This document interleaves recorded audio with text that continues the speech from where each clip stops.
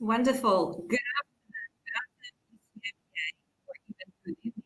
Almost good evening to some of the colleagues who are located in a very distant areas of the region ECMEA. Of course, good morning to all the guests and speakers joining very early from the US. My name is Maria Fernandez, Marketing Director. It is my pleasure to welcome all our guests and speakers today for our annual Marketing Summit. We do this event annually around fourth quarter of the year, and there's a reason behind it. Growth Summit or our Marketing Growth Summit is a platform to exchange, to collaborate, to align, and to commit on our growth strategy execution. It is a meeting for everyone in the CMEA, whether we're talking about sales organization, marketing, our commercial teams, legal, supply chain, medical affairs, everyone who is jointly working together to ensure the execution of the growth strategy. We do our meeting every year, and it's the second year in the row that we're getting together to look on where we are at the moment. It's almost a bigger part of the year is done. What are the achievements? What are the results? Is there something to be proud and thankful for? And what else can we do in the next couple of months till the year closure to execute on our commitments? This is the perfect timing for check what can we do more and whether we're on the right track in our strategy execution. So I'm very happy to see all of you and greet you even virtually, but we can sense the presence of many people behind the screens. And while everyone is continuing to join, please let me go through the agenda, what you can expect today, and what will be happening in the next days from Monday to Thursday. So what to expect? There will be a few key sessions during today that you can see. First of all, we'll go through the key elements of the strategy execution, where we are, what kind of goals we set up when we're getting together in the beginning of the year during the sales meeting, what was the strategy articulated, and where we are in terms of the achievements at the moment. We'll have our leader, ECMEA Vice President Hani Salah, answering a few questions in this session, again, covering the main topics that is on everyone's mind. How do we do in ECMEA so far? What to expect in the future, and to hear back from our leader on the key expectations.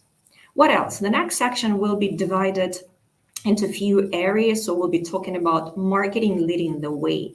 What we're doing in ECMEA, which is a normal approach in every commercial organization. We're defining a growth strategy. We're articulating the key principle of growth per BU.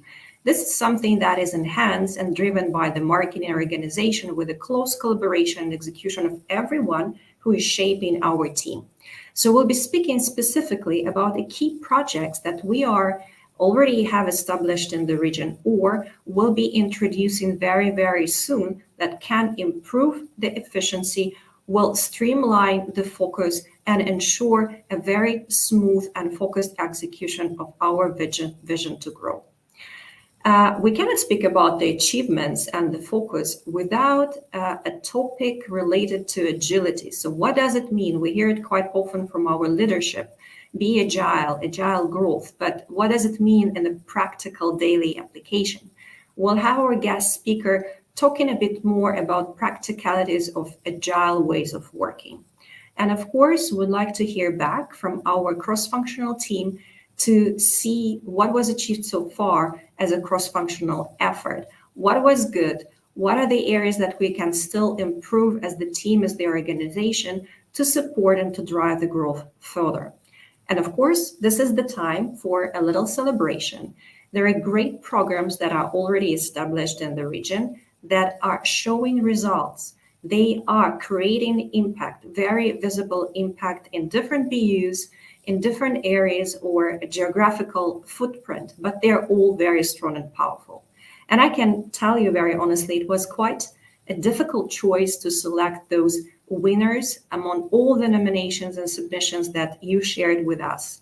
So we only selected those where we can see the result and implication, but I truly understand that is only the tip of the iceberg. There is much, much more that is going on in the regions with the great leadership of the cluster teams, cross-functional collaboration, and with the work of the regional organization as well, to drive the performance to the next level, to stay connected and focused on our customer, and generating the growth through a very dedicated, focused, long-term vision where we'd like to be and to see our organization very soon.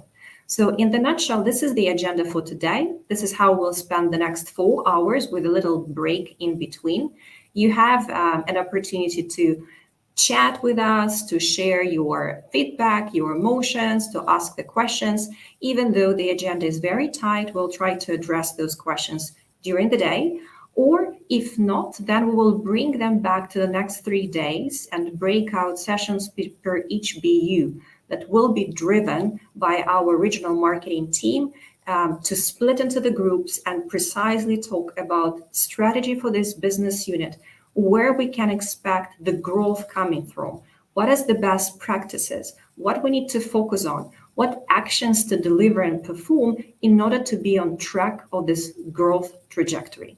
So that's basically the plan for today and for the next 3 days. As always, we're very much looking forward to your feedback, for your engagement, active participation, and throughout the day, there will be a few polls, surveys to hear back from you and to understand where we are as one team and organization, how do we feel ourselves, and what else we can do in order to execute on our strategy.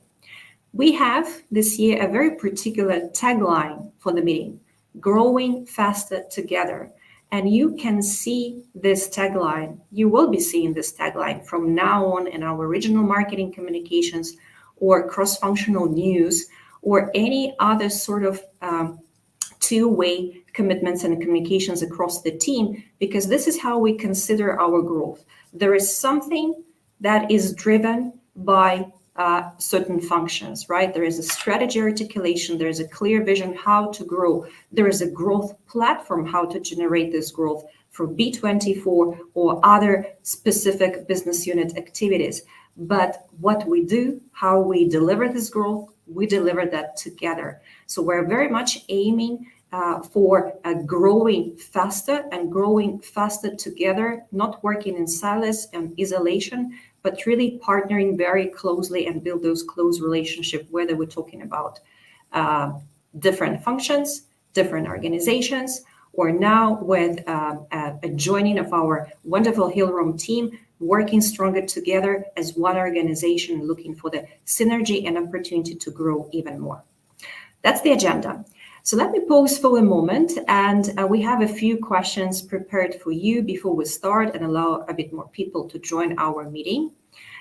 You can see those poll questions right now, and I will give you a minute or so just to reply. Please share your thoughts, please type it, and we will be then seeing where are you joining from, what are you doing at the moment, how do you feel, what's on top of your mind. That will help us to navigate through the meeting a bit better. Thank you. We'll just give one more minute to provide feedback of those questions and to answer those questions.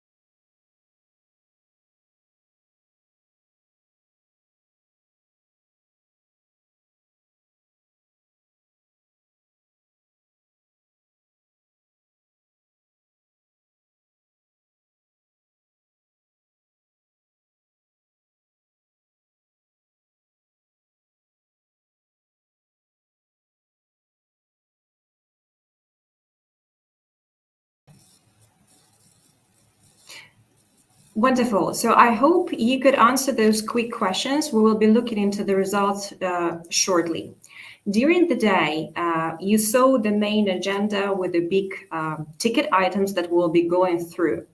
I'm very happy that during today we'll have a few special guests joining from US talking about practicalities, and we will have as well all our senior leadership from EMEA joining within those 4 hours of agenda. We'll start, as I said before, with the interview from Hani Salah. Later on, we'll have our President of EMEA, Cristiano Franci, joining our ECMEA Summit and talking about the most important topics of growth and focus.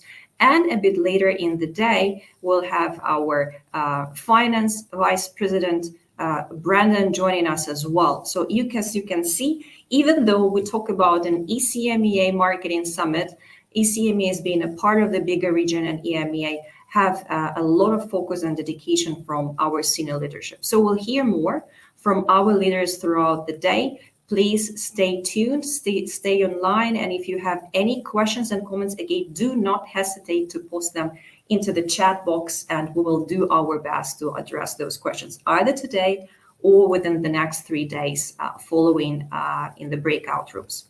All right, let me move on to the next session, ECMEA Journey.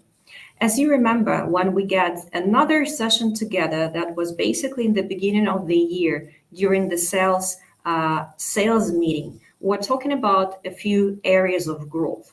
First of all, we presented the vision of our midterm ECMEA growth. This is the vision of combined effort of Baxter and Hill-Rom portfolio of dedicated growth and expansion. Whether we're talking about geographical expansion, business expansion, business growth, it's all about our vision to become a 1 billion company in a few years. So if we look on the next slide, we will see this reminder of the vision that we put together. Again, this is our midterm vision, if you will. What we're talking as well, that obviously to be there, to be at that point of time, as a top leader in the industry and driving this growth across all business units and newly acquired businesses in a very efficient and synergetic way, we need to work as a team. There is a synchronized way of work and the expectation that will generate extra efficiency if we work all together in the synchronized way. So if you look next, you again probably can remind a little bit this view and vision that even though in some instances and previously we could witness the work in a silos in a way, being a big region working independently in each and every BU. However, the aspiration, the goal that we have is certainly to have more commitment through the joint and focused work, and with the driven force of the marketing organization to define those growth areas and execute on them. It might seem that will require a bit more effort. However, in the end of the day, this synergy and collaboration is resulting in more efficiency and more outcomes. There were even more that we were talking at the beginning of the year. For every BU, we were setting up a very clear target and expectation where the growth should come from. What are the KPIs and the key measures for us to look after? So we set up our goals. But as in real world, it's not a paper, it's not just a PowerPoint presentation. In real world, things happened. And in ECMEA, we're living the environment when there's quite a lot of changing on a daily basis coming from geopolitical changes or just a natural changes in environment that can impact the way how we work. And it might influence the work in general. Does it matter for us? Well, it does and it does not. In a way, if you can imagine our work life, it's a constantly going through the wall, breaking the wall to go next. You can really easily visualize that every day is a kind of a fight breaking through the obstacles. I was just recently thinking about the time when I joined ECMEA for the first a few years ago. And within those 2 or 3 years, I can say that this breaking through the obstacles is a common deal. However, what I have observed as well, that no matter which obstacles and how hard they are on a daily basis in our daily life, this team and in ECMEA everywhere in each single country is always finding the way to go through those obstacles. Let's imagine those obstacles and basically everything that was happening so far in our region. If we go to the next, you can see and easily counting and recognized a few of them, which starts basically from the difficulties with allocation. If you move forward, there will be even more. A lot of uncertainty, geopolitical changes, any sort of changes that you can only imagine happening just in a few months. But looking back onto the performance, we can see that and witness that. Is it really obstacle? Yes, they are. But the attitude and the behavior from the team is showing completely different, right? So every obstacle that we have seen, we could manage to go through and to break through them very easily. And I can call out just a few achievements so far. We'll talk about that more in the breakout rooms. And of course, we'll hear from our leadership at our sales performance and where we are at the moment. But I would like to recognize a few very significant achievements so far that was able to deliver in spite of all those challenges. I'll go just for a few business examples and a few country examples, but there is much more everywhere.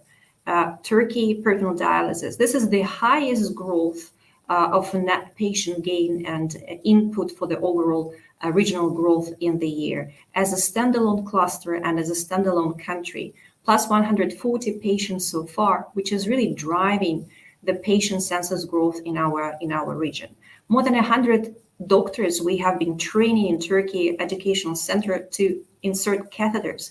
Doctors from all across ECMEA, that we all can make the therapy accessibility a bit closer very, very soon. Hemodialysis, outstanding results with HDX therapy in Saudi Arabia. We're growing the therapy acceptance, we're growing the knowledge, we're growing the expertise and the value recognition of this great therapy. And basically through this work, we could manage, Team Saudi Arabia and Middle East could manage to be in top 6 countries globally with the highest HDX penetration. Isn't it a fantastic result? It is. It is a huge work behind it. We have fantastic results in inhaled anesthesia. Poland, a market leader. Russia has become a market leader with 35% Suprain this year. Nutrition, double-digit growth. Kinergy Plus launch in South Africa. There is a lot of launches that happened so far with a lot of expectations and positive impact that we start to see right now, like rifle launch in the Middle East. It's more to come. FLC, one of our recent examples, double-digit growth as well, and kudos to the team working with NUPCO organization as well and accounts to bring them back and make sure that all the collaboration work is established in a perfect way. So there is a lot of achievements. It will be the time to recognize and to celebrate in the end of the day, and as well to celebrate the fact that those achievements is exactly mirroring, they are reflecting the clear strategy articulation and the execution plan, delivered through sales, delivered through marketing, delivered through medical affairs, and I will be very happy to recognize those teams in the end of the day. Okay, let's move on. So I think this is the right time when we talk about the breakthrough is to ask our leader who likes to say and repeat a certain quote, and you probably had heard it numerous amount of times. If we go to the next one, please. So if life puts you in tough situation, don't say why me, just say try me. And I would say this is the famous and most favorite quote from Hani Salah, and I invite Hani now to join us and to speak a little bit about ECMEA performance, how he as our leader sees this performance today and what else to expect. Hani, good afternoon. Good morning, good afternoon, everyone. Very happy to join your growth summit with the marketeers. It's a great initiative and it's really paying off for all of us since a while. I'm very happy to be part of this and share my thoughts with you and have this kind of live discussion. Hopefully all of us will be willing to learn and adjust our courses accordingly. Thank you very much, Maria, for the invitation. Thank you. Thank you, Hani. So I think we're ready to go to the first question. There will be 4 questions in total, unless we have something else coming from the teams. And here's our first one question to the leader. What is our ECMA performance, and are you happy and satisfied with that? This is a very good question and the right timing. Actually, let me speak about year to date. For us would be September year to date, which is end of Q3. And I may share with you some expectation of how we are expected to end the year. Despite all the challenges we have in ECMEA in terms of cost increase, in terms of the unfortunate war that is going on in Ukraine and Russia, that is affecting our top and bottom line. In terms of all the depreciation, currency depreciation across the board, that is making our business in some clusters less profitable than expected. Our performance as of September, end of September, is growing almost 16% versus last year, which is unbelievable growth. Really, I'm very excited and very happy with all the achievement across the board. I think this is one of the, if not the fastest growing region within Baxter. We are delivering a very strong growth, top and bottom line, and this is not because of specific situation, but it's across the board in all countries, all clusters, and all GBUs. And what I want to also I'm very happy to share is, as you can see in the slide here, we are talking about this year. We are expected to end the year by a 13% growth top line and 16% growth bottom line. So not only growing top line and not focusing on bottom line, we are growing bottom line faster than the top line. I hope, and let's all cross our fingers, that this will be the situation till end of the year without any extra surprises. But anyhow, unbelievable achievement from all the clusters and everybody year to date. We are talking about this is the first year that we may hopefully end up by 13%, and this was part of our commitment as a ECMEA, that we will grow faster than before. Our CAGR before with 8%, with all the initiatives, price increases, B24, we committed to grow to reach 14% growth, to reach 1 billion by 2024. We are on the right path. We are growing faster than ever, and hopefully we'll deliver this top and bottom line. The key thing that I'm extremely happy about it is, again, the commitment. When we commit to something, we have proven over and over again that we are a credible cluster. So part of this commitment was the B24 commitment. And I would love to share with you that originally our budget for this year for the B24 was to achieve $37 million. Our expectation by the end of the year to achieve $62 million. So it's almost doubling what we committed to do. And it's because of all the great achievement across the board in all the initiatives of B24. The other thing that I'm very proud of is the price increases. One of the key driver of our top and bottom line growth this year is the price increases initiative that was going across the board. This year, we are delivering, and we should be delivering a $41 million of price increases that is helping us to achieve top and bottom line and to mitigate all the extra cost increase either in supply chain or in the currency devaluation, all the headwinds that we had across the year. We will be compensating this plus overachieving our budget top and bottom line because the key driver is the price increase. And we'll talk about the price increase later on during our discussion.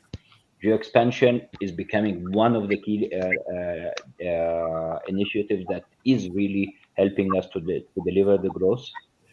Just to imagine that back in 2017, when we got the approval of the geo expansion project, if we did not get it, we would have missed today $72 million of incremental business that we are doing because of registering our product in existing countries or in new countries and selling it. So our own product without acquiring any new business or synergies or product launches or whatever, we are only because of geo expansion, and we were able to have the approval to register it, and the people have committed to do it, and we have done it continuously year over year over year. So very happy with this. The result, I hope, will at the end of the year, we will share this with all of you, and I hope also it will be a face-to-face meeting. It sounds good till now. Hopefully, we'll continue like this, and we will have a face-to-face meeting to celebrate together a wonderful and a great achievement of ISTEMIA because of all your dedication and commitment. So I am very happy with this. Definitely, I'm not always I always ask for more, and I hope all of us ask for more and push ourselves above and beyond our limits. But I cannot complain. That's for sure. I'm very happy with this, and it's a great achievement. Thank you, Hani. And basically, there's still 2 more months to go till the official year-end closure. So quite a lot of things that still can be done with high expectations that it will be delivered this way. Definitely. Now, Absolutely. so Thank let's you. keep. Hopefully, we deliver. Yeah. Hopefully. So the team is here to listen and to see what else can be done according to the plan. Well, we have another questions as well. If we go to the next one, and this is our question number 2. What are the critical pillars of success? Success, because you were just saying about the great performance, great results in spite of the challenges and the achievements in different areas, right? Focus on the strategy execution, commitment to profitable growth, geographical expansion. But what is standing behind, as you are working for a long time in ECMEA and different organizations as well? What is this recipe for success or behavior that is driving this execution? Look, Maria, this is a very strong question, and honestly, I've been thinking about this since continuously. And I was asked actually in one of our presentation by Joe Almeida, why are we successful as a successful region now? What are the reasons for success? And every time I'm trying to think about it, I'm coming with different answer. Yeah, because we are doing this here, we are focusing on this, we are geo expansion, action, and so on. At the end, my what I finally reached is the key ones, the success. And we are not talking about a sudden success or a 1 year success. We are talking about a region that have been consistently successful for the past now 5 to 6 years, and consistently delivering on commitment and overachieving our budget, growing faster every year than the year before, and correcting in between all the things that we need to correct. I think the key for me, the key pillar of the success is very simple. It's about the people. Selecting the right people is the key driver of being successful. Selecting the right people and then having the right mindset for everybody. And I said this million times before. Specifically in ISMEA, we can and we have the ability more than anywhere else in the globe to come with excuses. We can every day wake up with millions of valid, actual excuses of why we cannot do what we committed to do.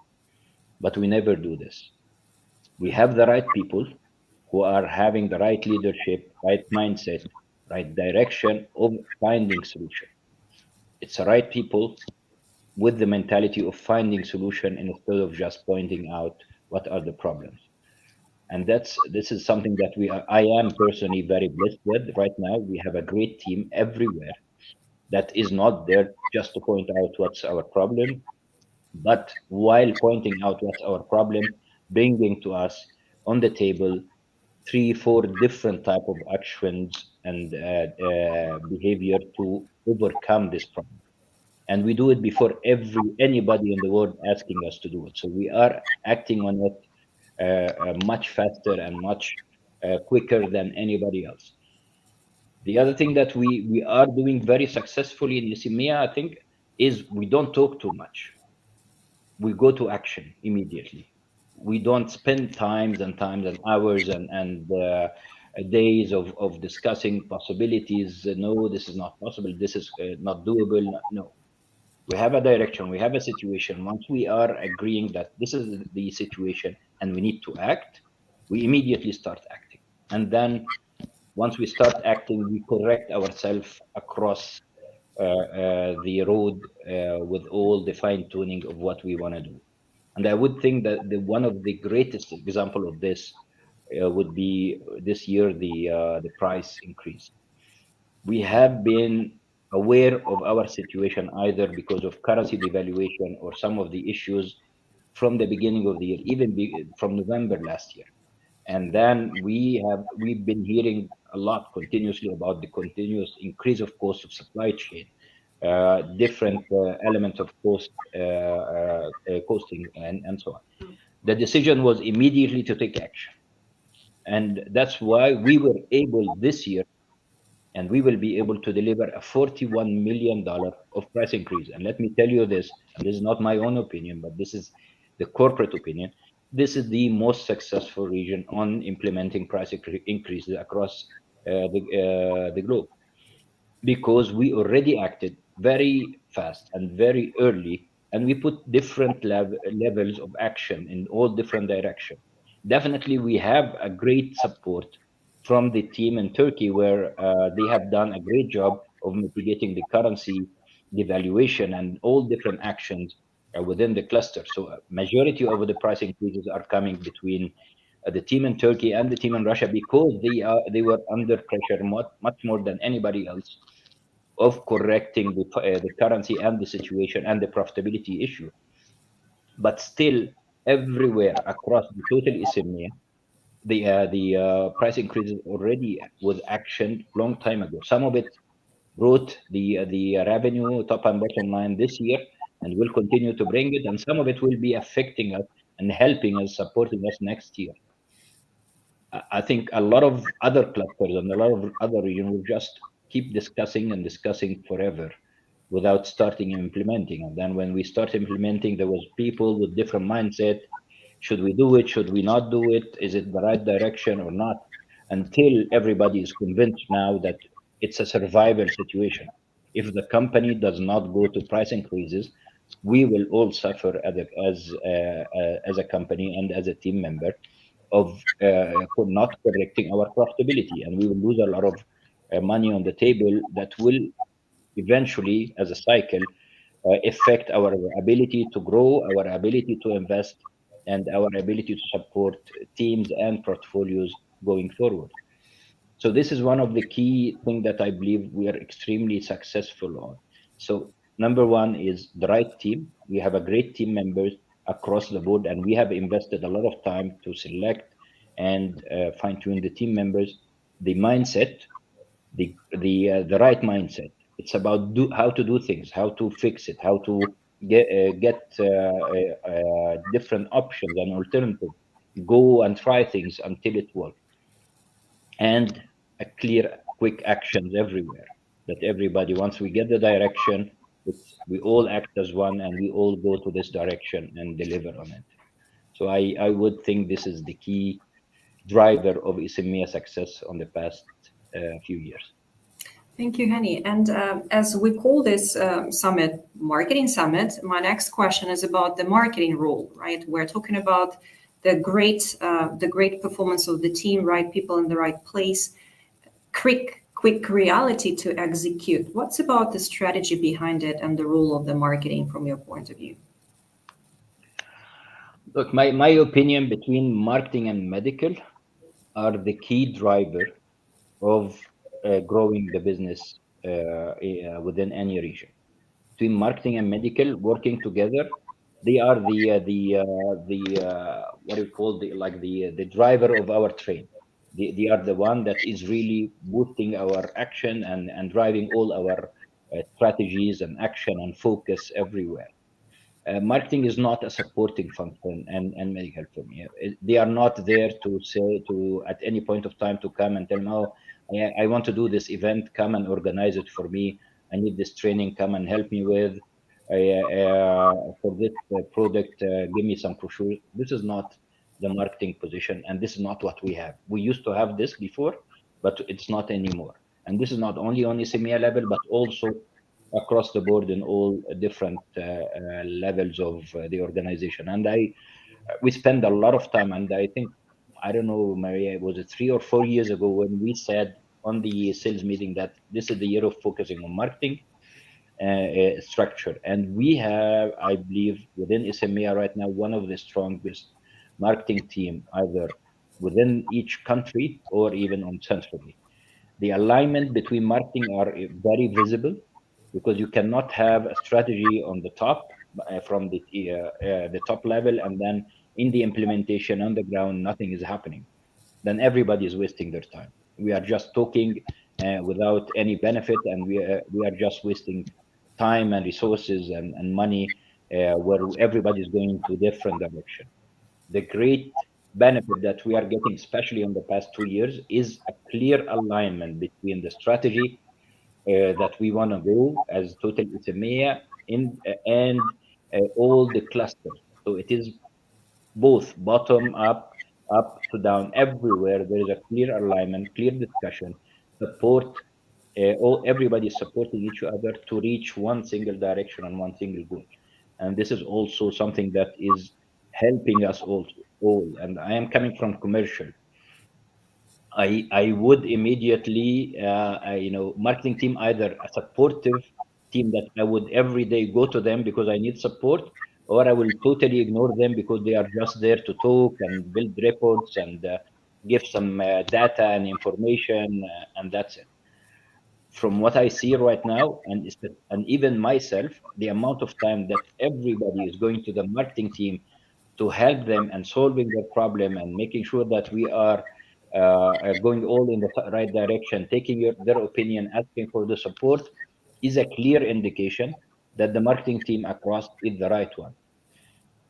Instead of ignoring them and just they are the one that is wasting our time, these are the one that is just asking for dashboards and reports and want to have a nice presentation. These are the one that is really supporting us to deliver.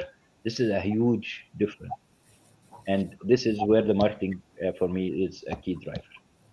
Fantastic. And that's what we'll be talking about in the next days as well. So, what is the growth direction, the expectation, and what do marketing suggest as the growth area and focus to drive and execute on that? Henny, there is one more question that we have, and it's all about the future as well and some certain expectations. Challenges, we hear about them every day. So, what are the main challenges and how to address them?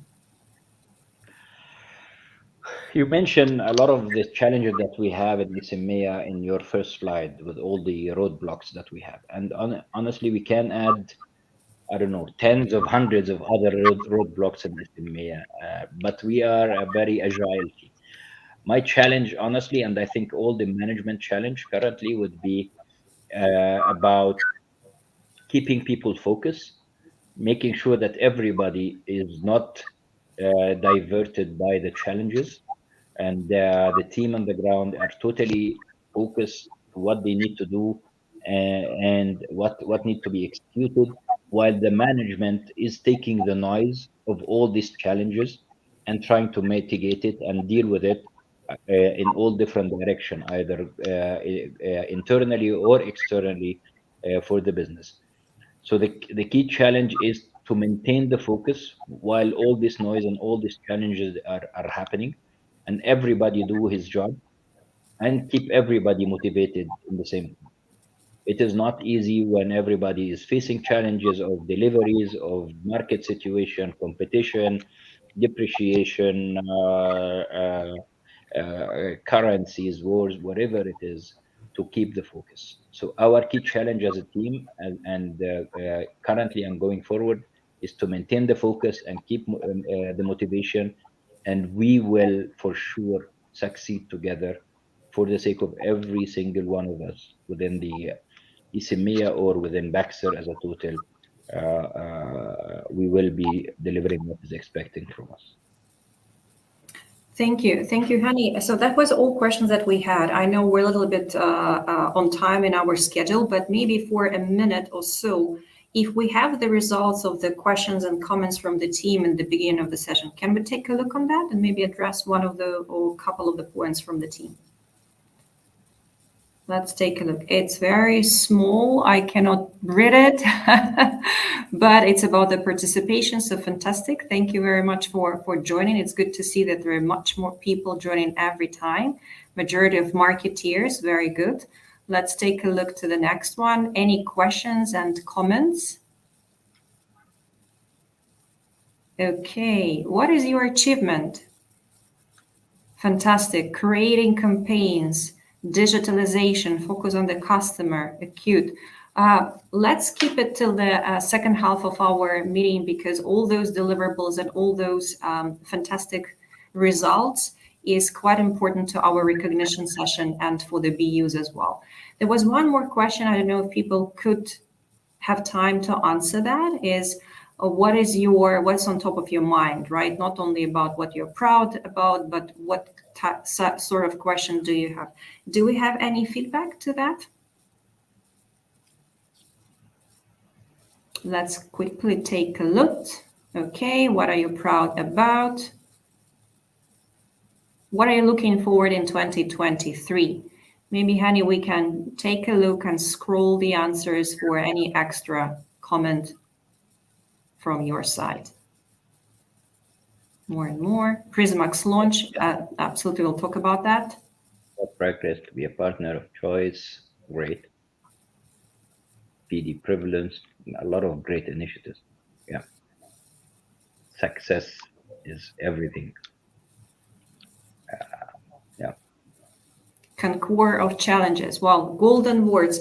Well, I think with that, thank you very much, first of all, for the teams to provide your first thoughts on those questions. Will be very important for us to leverage that during the following sessions, either today or in the next days. Hani, I want to thank you for your time joining us today. I would not say final, but any conclusion for now? Just very simple. You're a great team.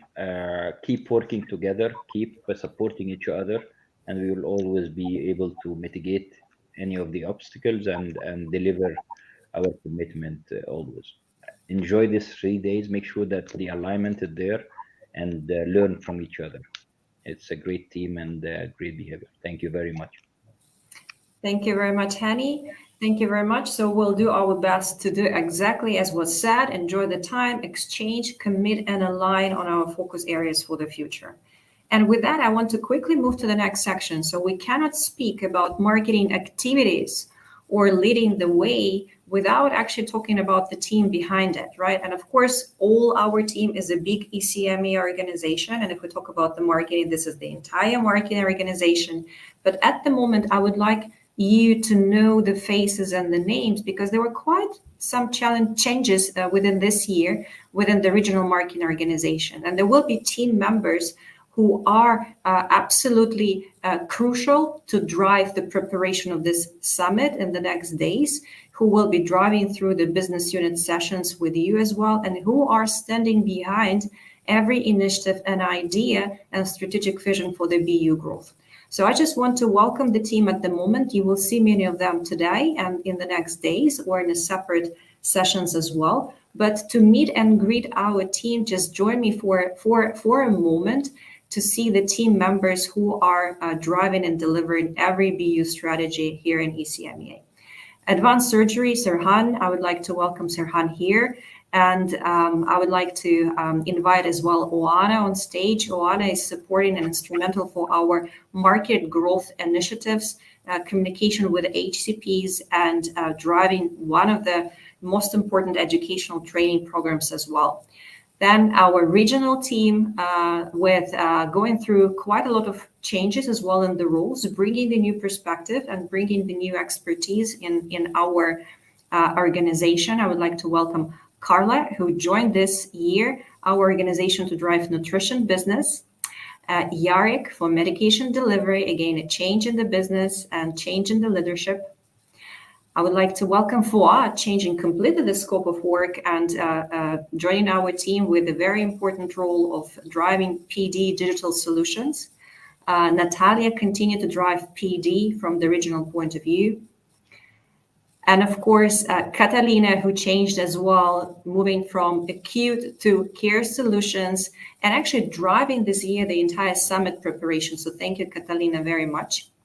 Ilham, FLC, you know Ilham very well and heard already quite a lot. You know those faces from our one of our teasers videos, and of course you know those team members for driving all the growth strategic projects with you and all the discussions as well. Who did I miss? We're missing Michelle. And Michelle is driving our acute and inhaled anesthesia business. So please bring all our team member here on board on the screen that you can see everyone and everyone can wave. Again, you will see the team members later today or in the next following days, and we'll be all together driving this execution further on. Okay, thank you very much. Now you have seen the team and organization. I would like to move to the next topic, and that's basically the introduction of the key principles of work. When we talk about marketing and leading the way, you can imagine a very simple circle, and which is basically the fundamentals for all the work that we do. We'll hear more and implement more of the elements of this cycle or circle into life. Starting with market assessment as everything that we do with a clear vision in mind to grow every business unit or every product portfolio category. We have a product portfolio management strategy behind it. It always has a customer in mind. It has a vision of where growth should come from, what are the focus products, focus areas to grow and to win, what is our differentiating positioning, what we're strong with, what is our core competency when we talk about Baxter as a team or each and every business unit. So it's very important and fundamental for us to go through that.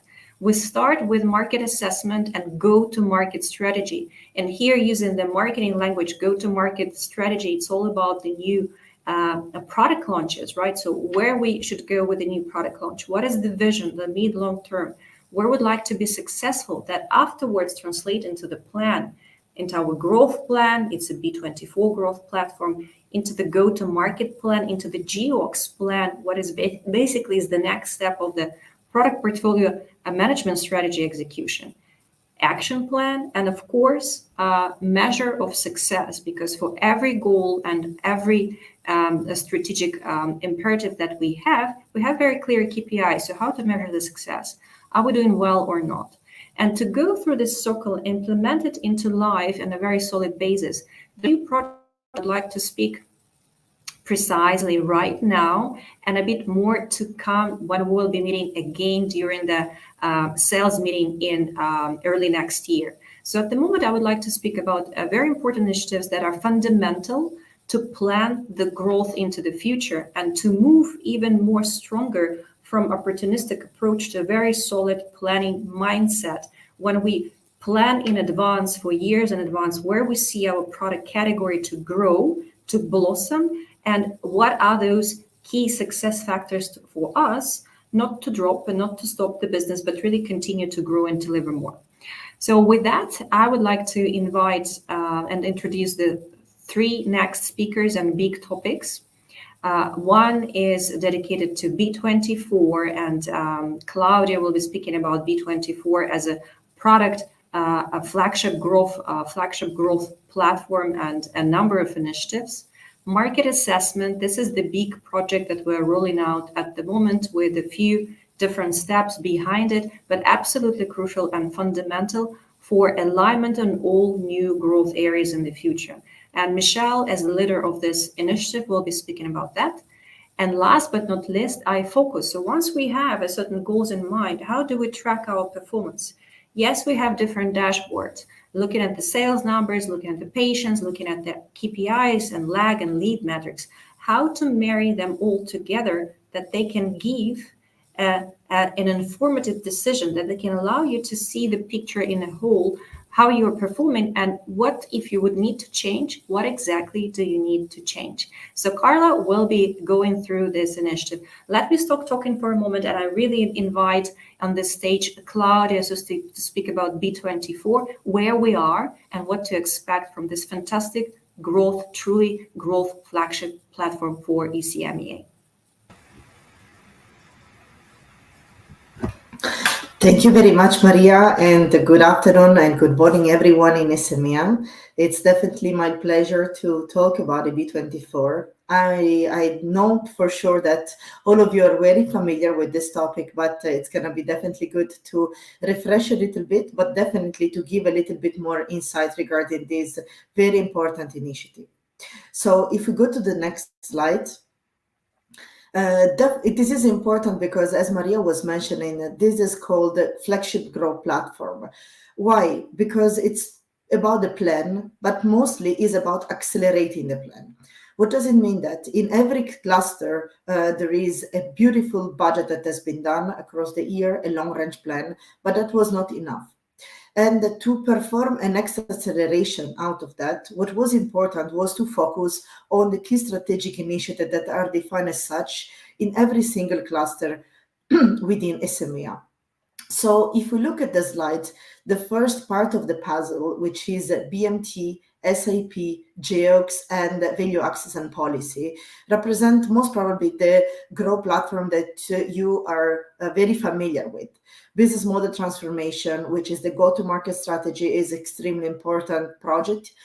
We are definitely a big distributor market in SMEA, so it's definitely very important to be dynamic, to follow the trend of the market, and wherever is possible, also to become more direct or less direct according to the need of the business to continue to have a very significant profitable growth.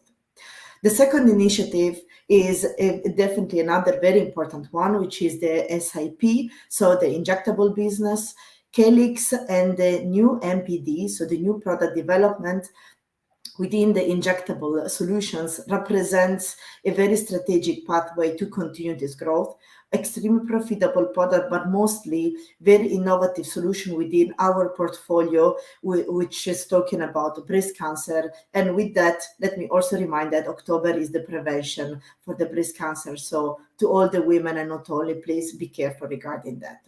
So SIP, let's continue to grow, and definitely what was also mentioned today by Hani, the performance is excellent until now and can only continue to grow.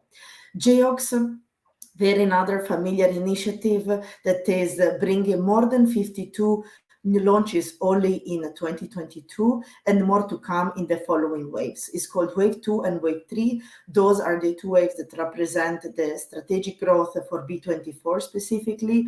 Wave 3 is going to come definitely in 2023 and 2024 to start producing, let me say, the best performance.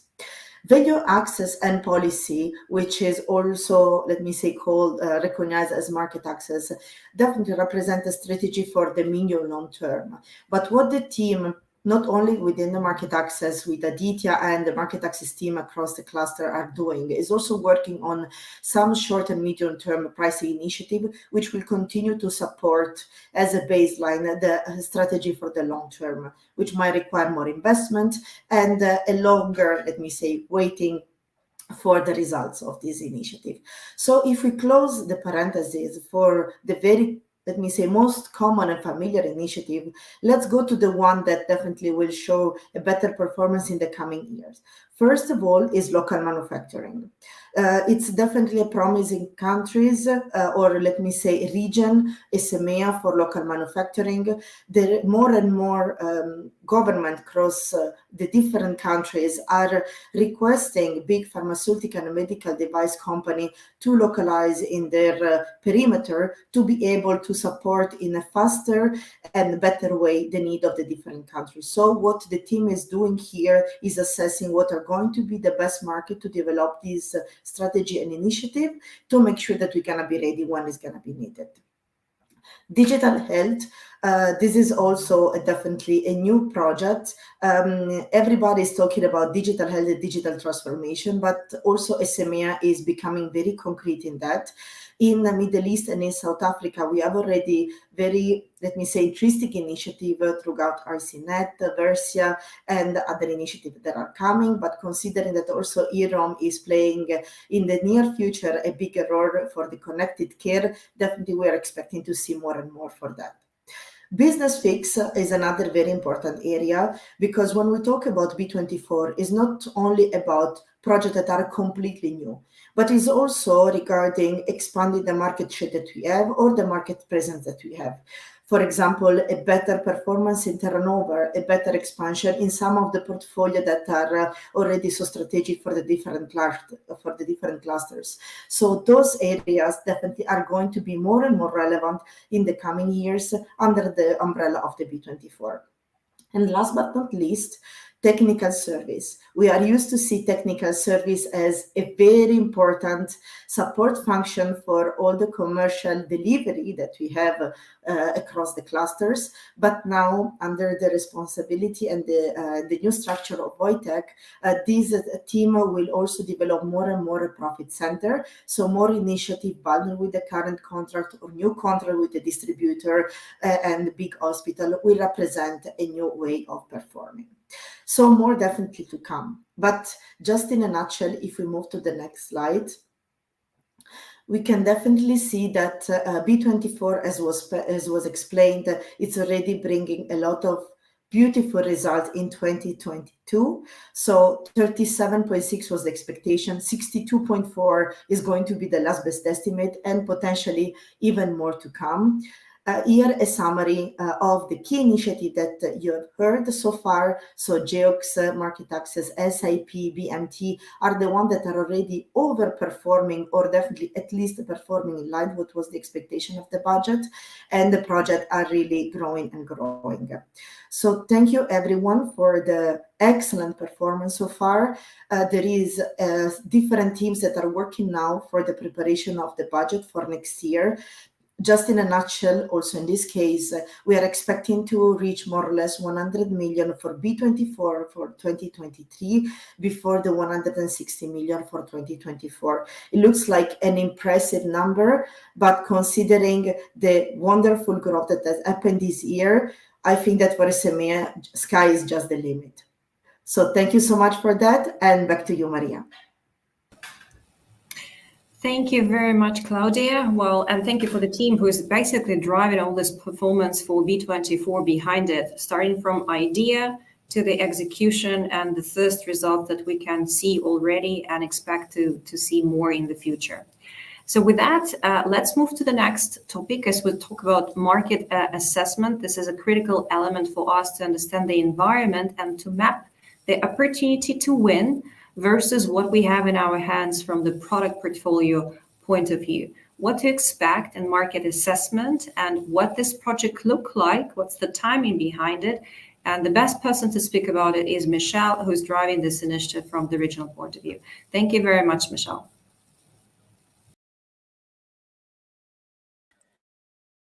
Thank you very much, Maria. It's great to be in the next second market summit for us, and appreciate all the team and the great addition to really our marketing summit. Speaking about market assessment and how this project scope, and if we go to next slide, we can see that this project scope in a very simple words, it is what we need to assess our current business versus the addressable market potential. We need to know that how much we are doing versus the market around us in a way that very strategic to be able to define our action plan and to have really the effective portfolio management in our business. The project main objective is definitely gross, but here we are adding two very important words to the gross, which should be profitable and should be sustainable growth. We're looking at this project from a way that it could be very strategic, could be long term. The four keywords for this project we need to really add and to consider is that This project need to run in a very strategic way rather than very proactive, rather than just quick fixes.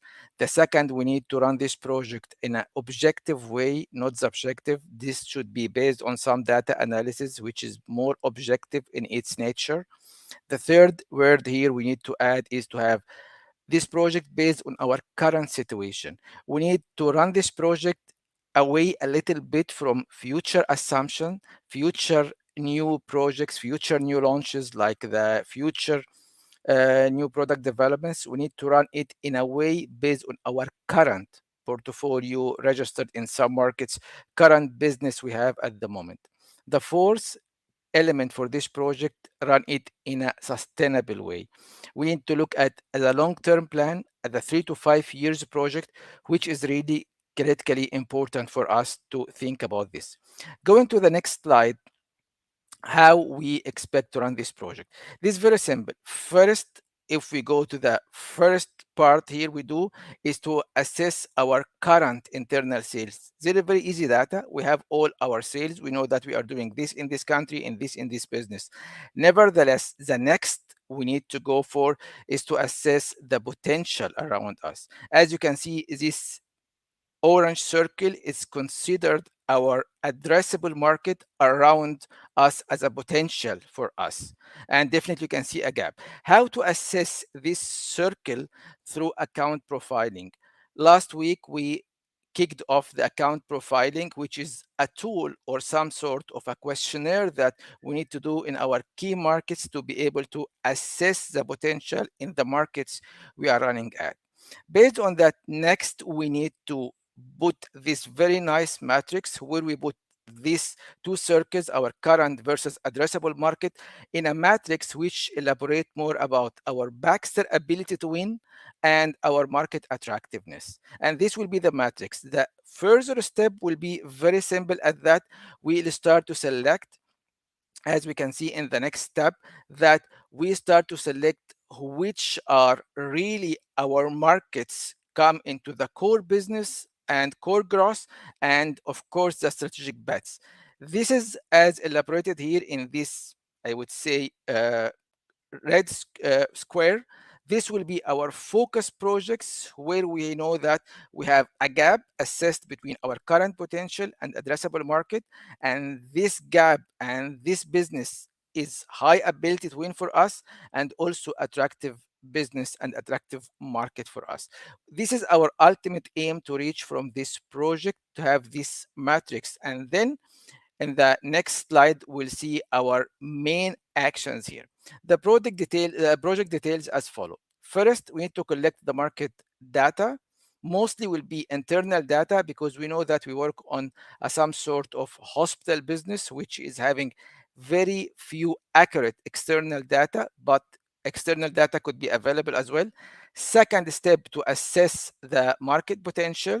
Addressable, I here highlight our real logic addressable market for us. Third step, to build this matrix, and the most important, to assess our ability to win, and we assess our market attractiveness.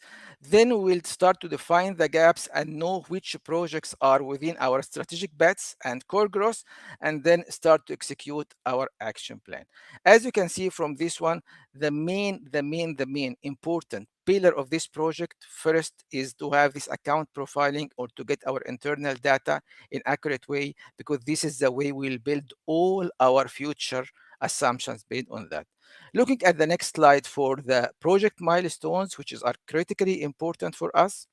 The first milestone we start and kicked off already, which is our collecting the market data, the account profiling. The second is we get this data and assess the market potential. The third is to build our matrix, as we can see. And the fourth here will be to select the projects, which is the priority for us and where we can get more gain. And the fifth, last but not least, is the execution, and the most important, to set our KPIs and action plan in a way that. Going for the last slide about the time frames, we have a very optimistic time frames. And before we go to last slide here, I am very happy to share, of course, this one about the teamwork. It is not a project that one person will run all one team will run, it will be a teamwork for all ISIMIA teams. As you can see from this timeline frame, sorry, the slide after. As you can see from this time frame, and I put in this yellow transparent boxes about who will be involved. You will see the commercial team will be involved, the marketing team, country marketing team, regional marketing team, commercial excellence team will be involved. The ISIMIA management will be selecting the project. So it is full whole ISIMIA as a project. We started already in Q3 this year to prepare the questions, to prepare for the account profiling, and kicked off it already with our teams. We aim that by end of May, we have the project plan is ready, our KPIs are ready, our actions are ready, and they start executing in the next half of the year. This is our ultimate goal. I hope that you have some sort, more or less, like really focus on this accuracy of data, and I'm so happy for any further questions for this project to discuss with you, and we have a lot to come. So Maria, back again to you, and any comments from your side about this project? Thank you, Michelle. We'll have a lot of opportunities with the team to get together and to go through the milestones and work on that and start to see the results of all those efforts and initiatives. I want to thank you for the leadership to drive it from the regional side and all the teams involved in the execution. Now, the other topic, iFocus. What does it mean? iFocus is me focus, is artificial intelligence focus. What do we mean with this project name iFocus? And Carla, please guide us through that, what to expect and for who this dashboard and platform is created for, who can benefit out of that. Thank you. Thank you, Maria. So, ISIMIA community, did you know that we have a tool in ISIMIA that can give you access to the most important data, sales trends, help you prepare your next presentation or your next business review, and also enables you to take better business decisions? Yes, we have it, and it's called iFocus ISIMIA. Next. So what is iFocus ISIMIA? iFocus ISIMIA has been, is the new improved 4DX platform for those of you who have heard of the 4DX and have used it. Next.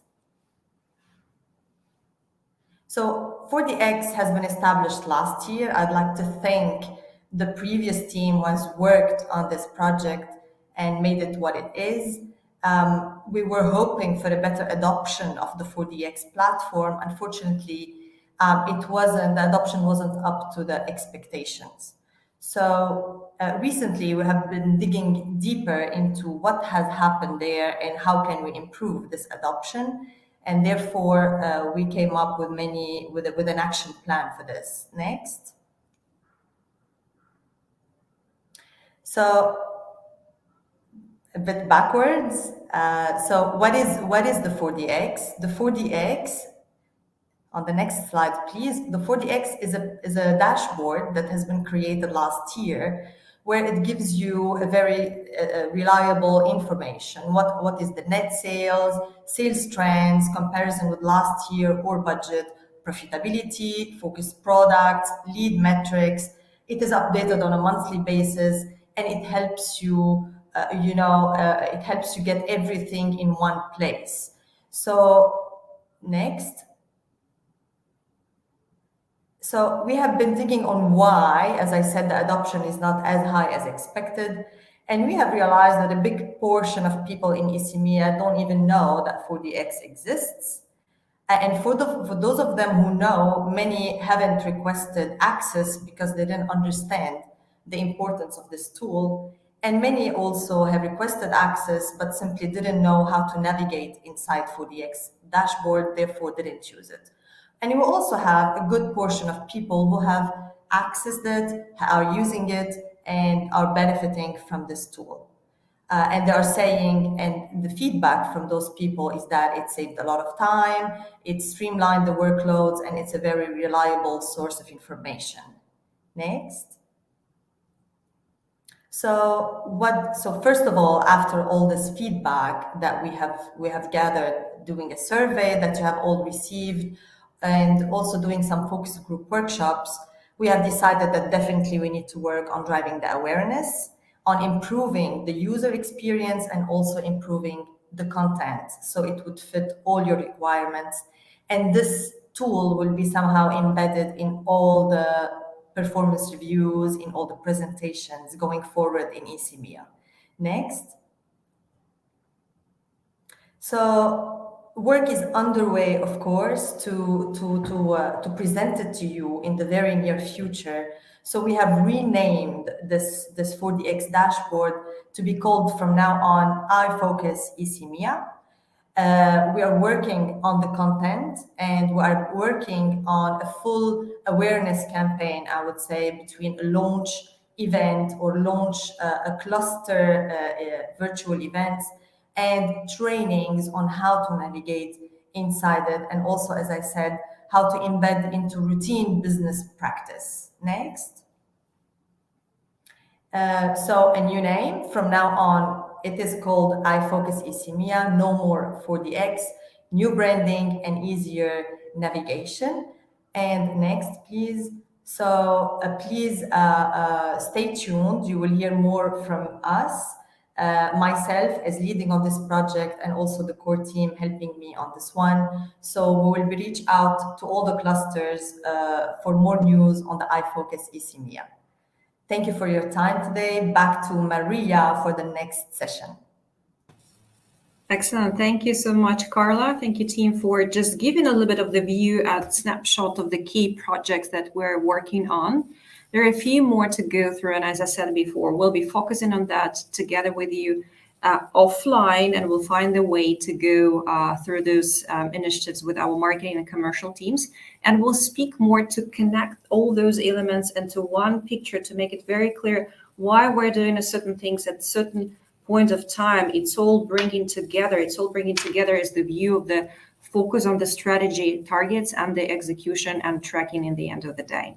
So with that, I'm very, very happy to introduce our next speaker. Before we move forward, we're talking a lot about our year-to-date result in ECMEA, where we stand from the strategy execution performance, what are the ideas we have in our hands to execute, to contribute to constant deliverables into our growth aspiration. And it's my pleasure and honor to introduce now on the stage to speak about a few things that Cristiano would find useful to talk about to our ECMEA audience, our EMEA president, Cristiano France. Cristiano, thank you very much for joining us. Hey, good morning, everyone, and thanks, Maria. Thanks for the introduction. I really, really appreciate it. Hey, I was able to follow most of the last hour. And you can, I'm going to get to that slide in a moment, but I was able to follow most of the last hour discussion. And I'm very impressed. I'm very impressed with the work that you guys are doing. And Maria, you and the marketing team also, we certainly have come a long way, especially with the marketing organization in the ECMEA region. Hani knows that this is my favorite region, business unit to really work with. And you guys always have a great performance, and you're having a great performance again this year. And you've been having great performances year after year. And this not only on the top line, but also on the bottom line. And that's important because it was mentioned before, we want to talk about growth, but we really want to talk about profitable growth in the process. And you guys have been delivering. And so I want to say thank you to all of you for everything that you do every day with this. The other thing, the adjective that comes to mind when I think of ECMEA is reliable. And you're reliable in the performance in front of many, many changes, probably and challenges that are happening all the time. If you think about wars, if you think about all sorts of political issues, inflation, depreciations, you are faced as a team with a number of challenges which are uncommon, and yet you come back stronger every time. And I really, really like that. And you are resilient. you always find a way to actually deliver the numbers. And sometimes I'm sitting with Hani and we look how we're going to do that. And I'm always amazed that after he's come back and consulted with his team, Hani manages to find a way back. So, guys, reliability, resilience, and the third objective or adjective is ambitious. I love the ambition that the team has. B24 captures actually all that ambition into one objective, to become a 1 billion business unit for the region by 2024, and that's big. That is ambitious, whichever way you cut it, and I really love that. And therefore, Maria, I believe that this this slogan you came up with, which is growing faster together, actually is absolutely the right theme, because you cannot do it alone. You need to have the support of medical affairs, of the functions, and actually you have to work together and actually learn across regions within ICEMIA, across EMEA, and even globally. So great slogan. I really like that. And let's maybe now go to the slide that I have, because clearly growth is what we want to do, and the way to get to that growth is captured into this slide that all of you are familiar with. But I want to spend a little time talking about this, and let me just move it to a different screen here. I want to talk a little bit. I want to spend some time talking about it because it is important. I really like this slide because this slide summarizes everything that is important for the company right now. And if you look at the box on the bigger box on the left, the one that talks about innovation, to me, this after the Hillrom integration is probably the most important box. Or the most innovative box to focus on. If you look at it, we're looking at connected care and core therapies. And if you think about it, those two definitions embed really the identity, the DNA of the two companies coming together. Baxter has historically been focused on core therapies. We come up with products that actually deliver specific therapies for nutrition, for renal care, and so on and so forth. And that has historically been who Baxter was. Connected care captures the spirit and the DNA of Hillrom. Hillrom is much more focused on workflow improvements, patient flows improvements in the hospital. And in such a way, it's very complementary to what Baxter was doing. And together, we become a much stronger company because we can provide now solutions not only to improve the therapy, but also how that therapy is delivered, how efficiently a hospital can organize itself, how we use data either from smart beds or from pumps or from monitoring devices of any sort. How do we use all that data together to improve the way that healthcare is delivered and make it more affordable and sustainable over the years, and to improve the therapy result itself? So basically, we are improving outcomes.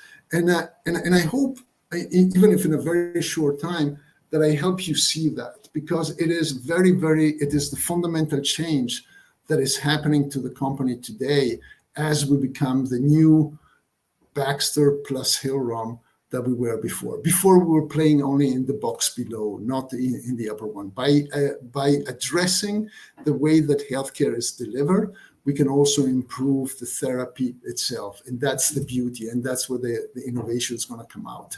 The other important part in the strategy is the geographic and channel expansion.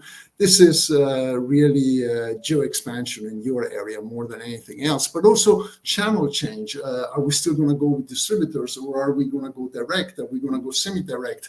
And there are many, many projects that you guys have successfully delivered in the last years here, and we will continue to do so. We will need to look in particular at the Hillrom integration and how we're going to go forward there. Geo expansion is an absolutely centerpiece of B24. And we will continue. Already a lot has been delivered, and we will continue to make sure that we can deliver more. And sometimes it is a fight to get the attention from regulatory and so on. And we'll fight those fights every day, because I absolutely know that there is a huge growth potential in the entire area. And then look, operational excellence. There are so many parts that play a role here, from the right customer segmentation and targeting, the right messaging for the customers, the right supply chain planification of what we will sell, and making sure that the right products are available at the right time, at the right location. There is a lot that we can improve in this area, but also things like pricing that was mentioned before is absolutely important and new. We didn't focus this much on pricing before, but now in this new inflationary environment in which we operate, we really have to focus on pricing. And it was mentioned before, ICEMEA has actually led the way in Turkey, in particular in Russia, and some other areas, to really drive the price. We need to do it everywhere. We need to do it in the other areas as well. And so I really encourage you to continue to focus on this. And you want to do all of this with an agile mindset. I've been talking about agile growth since 2019, basically. And no, you can please leave the slide that I had. It is important to keep that mindset, that agile mindset, which basically means you have to have a plan, but you got to respond to change. You have to have a plan, but you have to go in incremental steps. And you want to stay customer focused all the times. And ultimately, you got to be empowering the teams to succeed or fail. And if you fail, it's okay. Just learn from it and let's keep going. Next step. That is what I'm thinking of when I think about agile growth, and always reinvent ourselves, because the environment around us changes all the time, and we really need to continue to reinvent ourselves. And you guys are doing that really, really well all the time. And the last pillar, which is probably more important at the corporate level more than at the regional level, is portfolio management. Which are the businesses in which we want to continue to invest? Which are the businesses that we want to divest? Which are the acquisitions that we want to manage to do in the future? Which are the businesses that we want to keep, but maybe go to market in a different way? That is an important work that we must actively do at the corporate level, but yet you can also, within your region, look at in terms of saying, where am I going to allocate resources? Where am I going to transfer maybe headcounts from one less attractive business to one that is more attractive and more promising for the future? This is something that is active portfolio management, and that you as a team will need to continue to do as you go forward, as you have done already. And I really commend you and thank you for all of that. So I don't want to take too much time away from the rest of the discussion. I know there is a great session in which you guys are going to go in now about agile growth, and I'm sure you guys will enjoy it. I'll just stop by saying one more time, thank you for everything that you do. Great results. Keep it like that to the end. Let's not drop the ball. We got 2 more months to go, and then we can all celebrate. Thank you very much, guys. And back to you, Maria. Thank you so much, Cristiano, for wonderful comments and feedback about ICEMEA. I'm already, writing down abbreviation RAR, reliable, ambitious, resilient, to embed in a way to what we do, because it's so beautifully and nicely said. Thank you very much. Thank you, Cristiano. Thank you, guys. So we move next to agile ways of working. And who else to introduce our next speaker than Catalina, who demonstrated a lot of agility this year, moving from acute business to taking care of 2 care solutions. So Catalina, please welcome on stage yourself and afterwards our speaker to talk about agile ways of working. Thank you, Maria. Indeed, it was a pleasure to prepare this next session. And for those of you who have been attended last year, ICMIA Marketing Summit, you probably remember that we also had a guest speaker. We have invited Robert Rose, who is one of the author of the 3 best-selling marketing books. And he was with us last year to address our theme, which was marketing creating demand, talking by the power of content. Well, this year, because agility is one of the topics that goes perfectly with our tagline, growing faster together, we have invited actually someone internally. So you're going to meet Mark, who is going to talk about agile ways of working.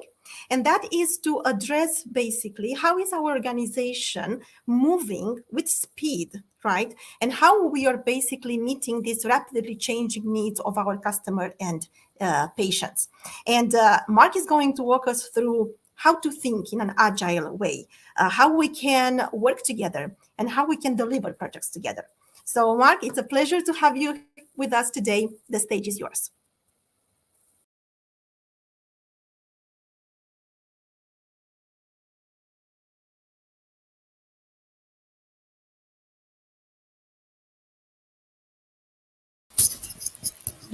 Mark, can you go ahead? We can't hear you, Mark. Okay, we're going to just... Can you unplug your microphone, unplug your headset?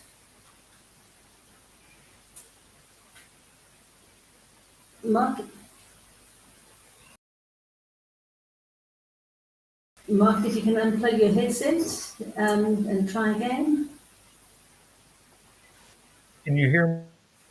There you go. Please proceed. All right. That's what we practice for, right? We're agile. We have to demonstrate how we do things on the fly. So, well, it's a pleasure to have an opportunity to speak to all of you. I'm honored. I was really happy with Cristiano's introduction. So I'm not very familiar with your group, and I'll introduce myself here in a bit. But I was asked by Maria and Catalina to give some practical advice on how to do agile and some takeaways that people could use. And that was kind of intimidating to me because agile is such a huge space. There's so much talk out there, and sometimes it's kind of an overloaded term. It's become trendy. A little about my background. Agile kind of became a thing. It got named in the early 2000s, around 2001, and I've been doing development since before that. My background's engineering, so that means my slides aren't nearly as fancy and polished as the slides you guys are used to presenting and seeing, so I'll apologize up front. But had my background in software engineering, which is kind of where Agile had its roots. And throughout my career, I've seen Agile kind of become this little niche thing where at first, a lot of us were doing these things and we didn't have a name for it. And then we heard, oh, this thing called Agile, and we learned about it and go, oh, that's kind of what I'm talking about. So I'll call what I'm doing Agile. It's come from software to being R&D, and a lot of companies are doing it with beyond software. And now the last 5 to 10 years, I think people are realizing the real power in Agile comes not just in doing it in software, not just in R&D, but as an entire business, as an entire company. And that comes to that mindset that Cristiano was talking about. So with the next slide here, as I said, it's really become a confusing, overloaded term. Some of that is now because it's become so trendy, there's a lot of money to be made. And so if you start doing internet searches, you're going to have a million different opinions about what is Agile and what's real Agile, what's fake Agile, and what's the right way to do Agile, what's the wrong way to do Agile. At its heart, I'm going to speak in general terms about it. I'm not going to try to sell a specific way of doing it, because in my way of thinking, the key of Agile, first of all, to remember, it's that, what we talked about before, it's that adjective. It means to be able to pivot. It means to be able to respond to change in a quick and graceful way. So when we get all the marketing slogans, sorry, I'm talking to marketers here, but I'm an engineer, so I'm always cautious of marketing slogans, right? All these people trying to pitch Agile, don't lose sight of what's at its root. It's that ability to respond to change. And there's not necessarily a silver bullet to do that, right? It's that mindset change. And once we have that change of mind and that change of way of thinking, then it empowers us to change the way we work, to change our actions. And we want to change our mindset from being fixed to we're just trying to focus on executing the plan, to we want to be rapid learning cycles. We want to be able to respond to change because the pace of business is just getting so much faster than it was 20 years ago, even 10 years ago. So we can't afford to just stick to our plans. We need to adapt. And that's what's really at the heart of Agile and all these different Agile methods. So next slide. Apologize upfront if this, we're a medical company, we're all about saving lives. And so this analogy is a military one. So apologize if that seems a little bit backwards, but hear me out. I've always found this analogy really sticks with me anyway, so hopefully it resonates with you. Agility in a nutshell, at its essence, what is it? If we think about the old days in warfare, we'd have a cannon or something like that was fixed, right? So if we wanted to hit a target, what did we do? Well, we have to kind of figure out where the target is, but then we'd have to pull out our slide rules and we'd maybe raise a balloon and say, okay, what's the wind doing today? Okay, I need to adjust my plans for the wind. How far is that distance? Double check my measurements. Okay, I need this much gunpowder, and double check our calculations. And then what happens? We light the fuse and we huddle up and we just hope that we hit our target, right? Once we light that fuse, it's out of our hands, and we just hope that all our planning was good planning. We're used to kind of running our projects that way, and without even thinking about it, we have that mindset that we plan up front, and then we plan our project, and then we light the fuse, and then we step back, and we just wait to hear how did the project go. Let me know in 18 months when the project's done if we hit our target or not, right? Think about modern warfare now and the way we have smart weapons, smart missiles. These are missiles and systems that are computerized, that are always thinking as they go. So instead of lighting the fuse and walking away and hoping we hit the target, now after we launch is when the computing starts happening, when the measuring and the adapting starts happening. And so when we launch, and hold up, not quite ready for that animation yet. You're stealing my thunder. Oh, backwards, please. So when if we could back up a couple slides, please. When we launch that, thanks. Yeah, this is fine. Whoop, back. When we launch that missile, when we launch that, we're going to try to hit our target, but we're measuring as we go. So we didn't do it, and it's, sorry, a little bit thrown off here, but okay. We're measuring as we go. We're not so concerned up front about that long planning. We don't take as much time up front to do all the calculations, to pull out our slide rules, right? We hone in on our target, what's our target, and then we let it go. We might not even know what the wind velocity is. We might not know exactly what the distance is. We don't do those things up front. We let it go, and we let the computations happen several times a second once it's launched. And that's like our Agile processes, where we have this continuous hyper focus on feedback, on learn as we go. So the excitement isn't before we launch, it's after we launch the project that we continually measure, and we have mechanisms in place to do that measuring. Now, if you could please go to the next slide, or the next animation there. I stole this from an earlier slide, and I thought, you guys are already doing this. You're talking in these terms to some extent, which excited me, right? This plan, do, check, act, or plan, action, measure, assess how we're doing, right? It's this feedback loop. It's really the scientific method in motion, right?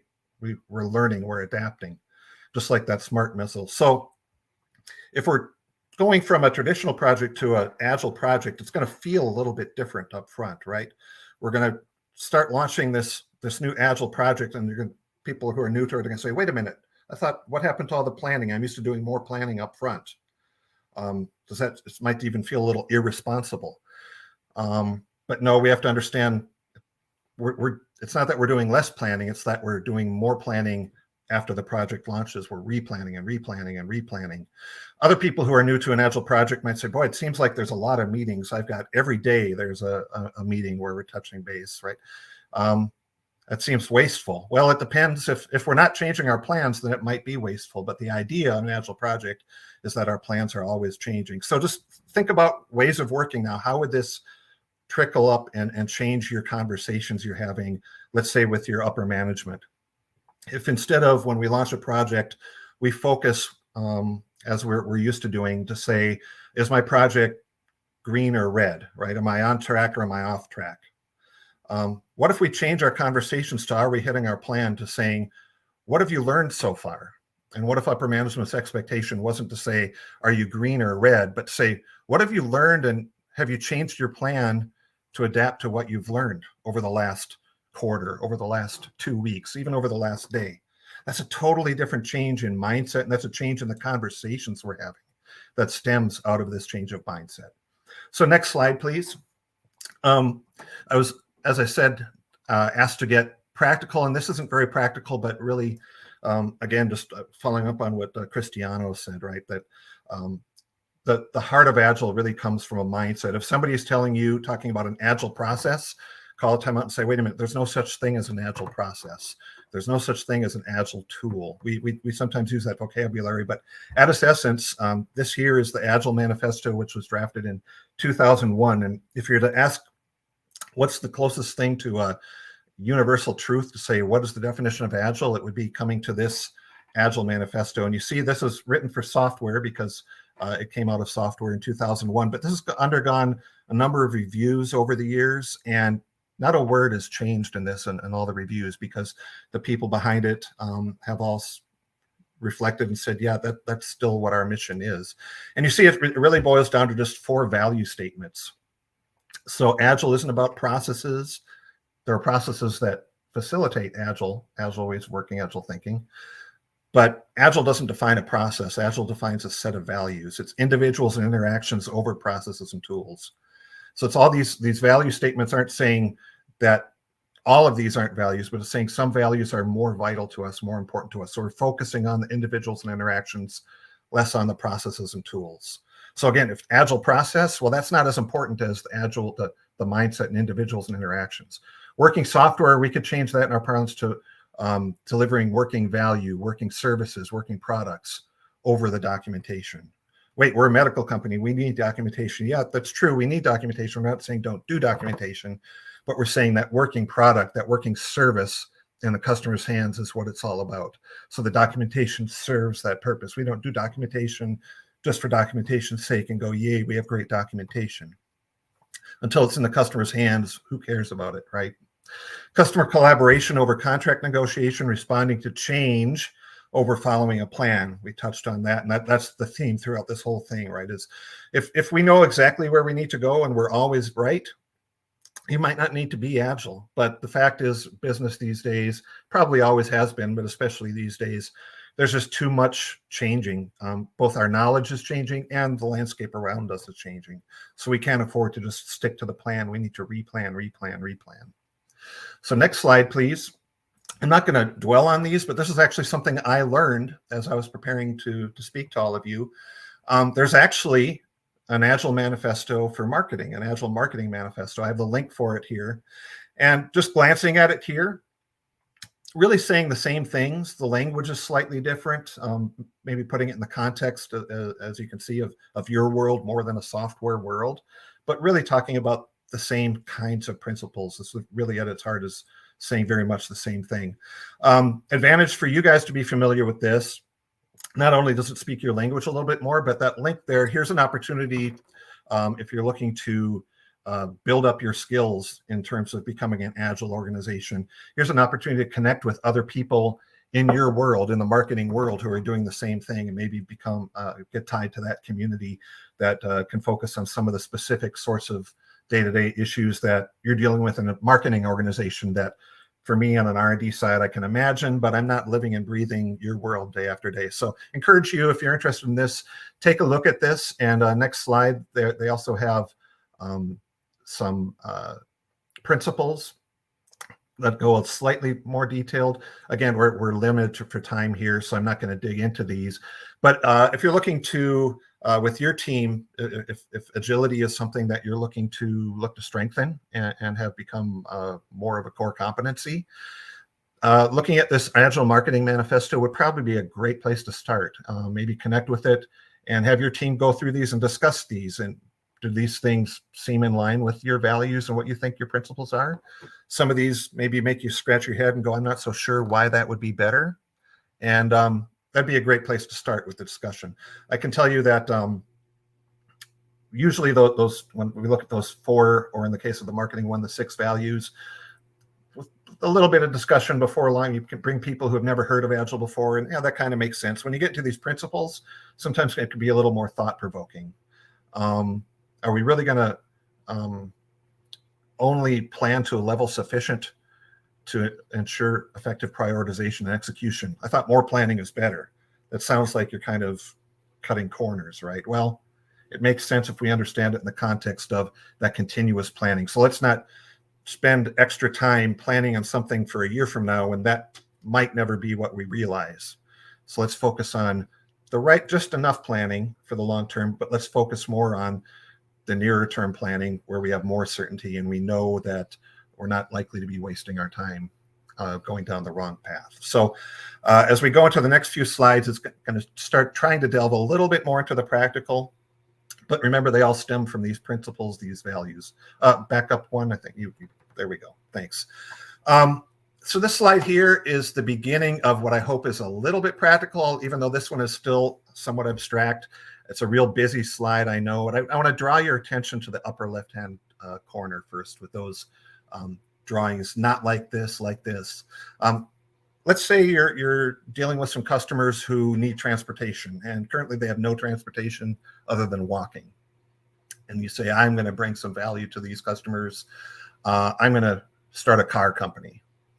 Well, building a car takes a lot of time from scratch, right? You not going to turn that out in a week or two. It's going to take some time to have a fully fledged car or vehicle that you can sell to people. And so how do you go about it? Well, traditionally, we'd probably think, well, a car, I need some wheels, I need a chassis, I need an engine. So let me start building these parts of the car. And this is where I really wish this was an interactive session. And so forgive me if I stumble a little bit. I really enjoy more interactivity and talking with people. So I'll try to channel what I think your questions might be on this.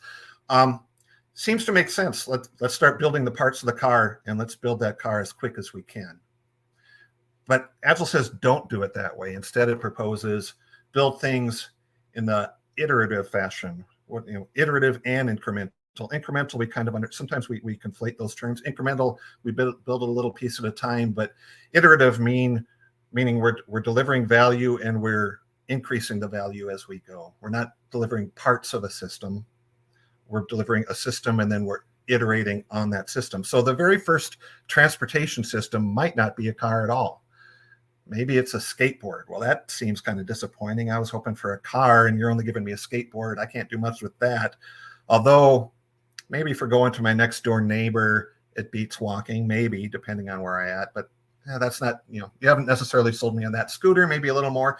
Now we start getting to a bicycle, and maybe instead of having to wait 2 years for the car, I'm still going to get my car in a couple of years, but after only 6 months, I've got a bicycle. Is that a value to me as a customer? Well, if all I've got today is the ability to walk, gee whiz, that's pretty good, right?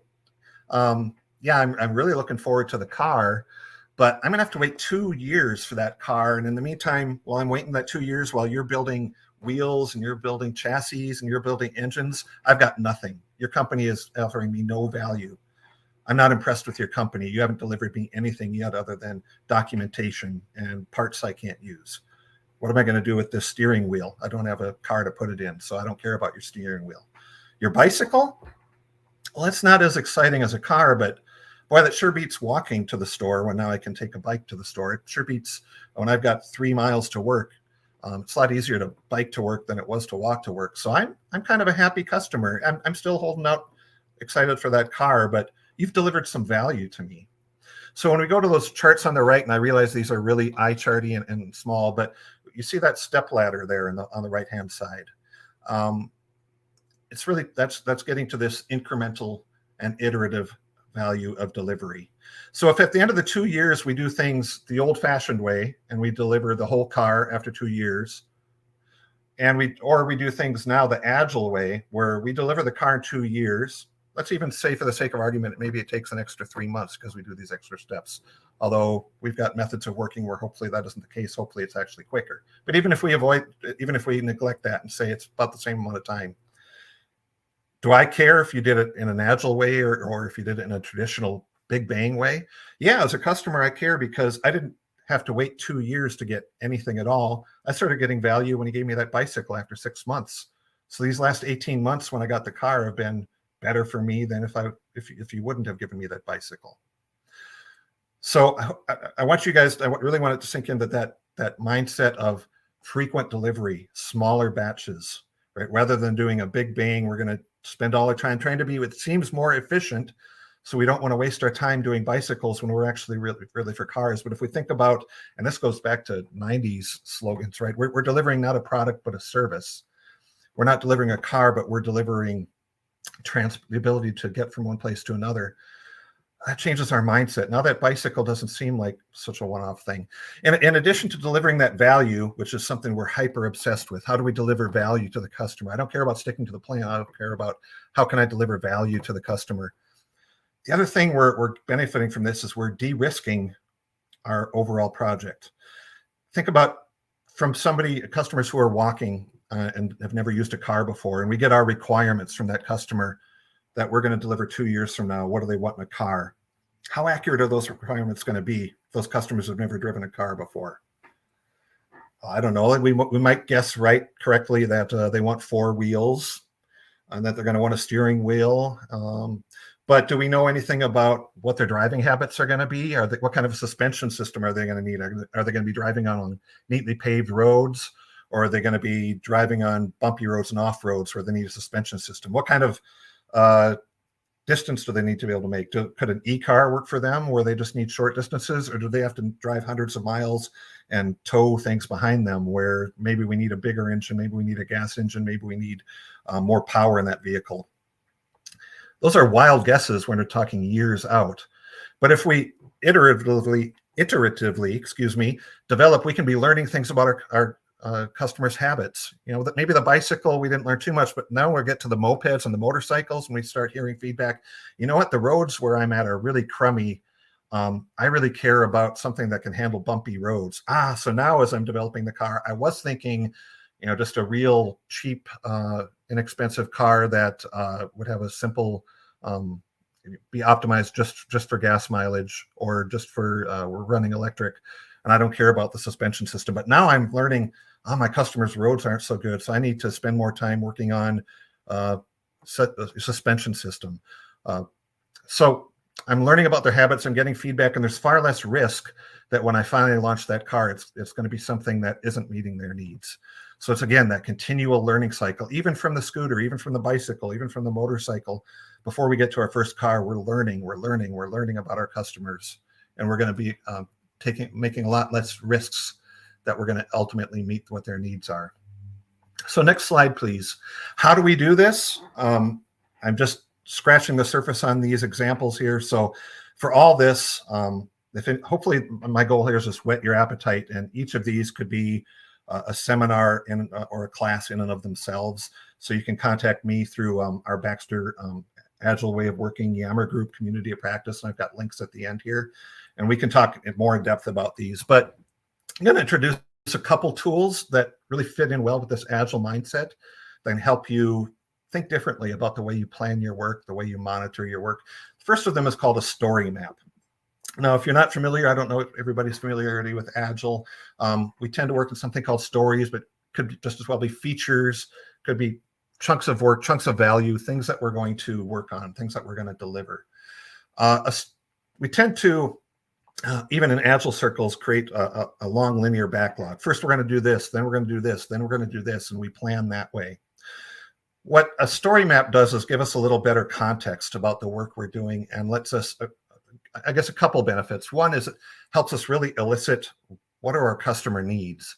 So as we go from left to right here, what we're really doing is taking a customer journey. We're walking in the steps, in the footsteps of one of our customers, somebody we're designing for, somebody we're planning our services for.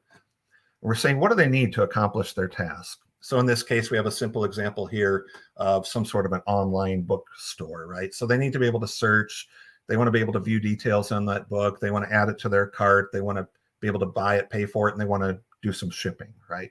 Those are very general categories, but it's probably hard to envision an online bookseller where they don't have those steps of some sort or another. And that kind of helps us understand what are the requirements for our system and make sure we don't miss anything. And this is something we can sit down with our customers and validate as well. When you buy a book, how do you go about it? What are the steps you want to do, right? From left to right. So we go top down then is where we, excuse me, let me get a drink here. Thank you. So we go top down. We're talking about those, how do we start building our system incrementally and iteratively? What's our first release going to be? What's our first, that scooter or that bicycle release going to be before we get all the way to the car? So for instance, pay for book, right? Maybe we do a survey and we find most people pay by credit card. So that's going to be on our first release. Some people want to pay by check, but that's not quite as important. That one can wait, right? That can wait until we're doing the full-fledged car. For this first iteration, we're just doing a scooter or we're doing a bike. And that's going to be enough for us to, number one, deliver some value, and number two, learn, rather than waiting for the full release. So we've all, I'm sure, a number of us, probably the MVP, minimum viable product, minimum valuable product is another term we've heard. That's probably not brand new to us, but this is a tool to help us elicit that out. So next slide, real quick. This is an eye chart. I understand, but it's a real life example, just so you can see that this isn't just talk. This is something that we're currently doing in the acute business. We're working on a real exciting project with a third-party company, startup company, that is creating bioengineered kidneys and livers. In this case, we're working with them on a trial with our Prismax to be able to run fluids from a patient through their bioengineered livers. And this is a very time-sensitive trial we're trying to do. So what we did is we did a story map with them. We said, well, what do you need for your trial? Well, we need to be able to set things up. We need to prime the system. We need to review a prescription. We need to hook up a patient to it. Left to right, those became all the steps. And then what do you want? Well, initially, they gave us a list of requirements, and we said, fine, that's going to take us 9 months. And they said, no, we need this in 2 months.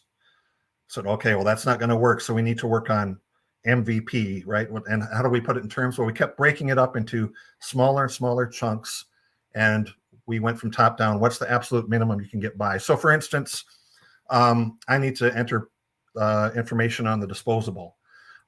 Be nice if we could do that with a barcode, but you know what? We don't absolutely need the barcode today to do, especially to do our trial. We can enter it manually.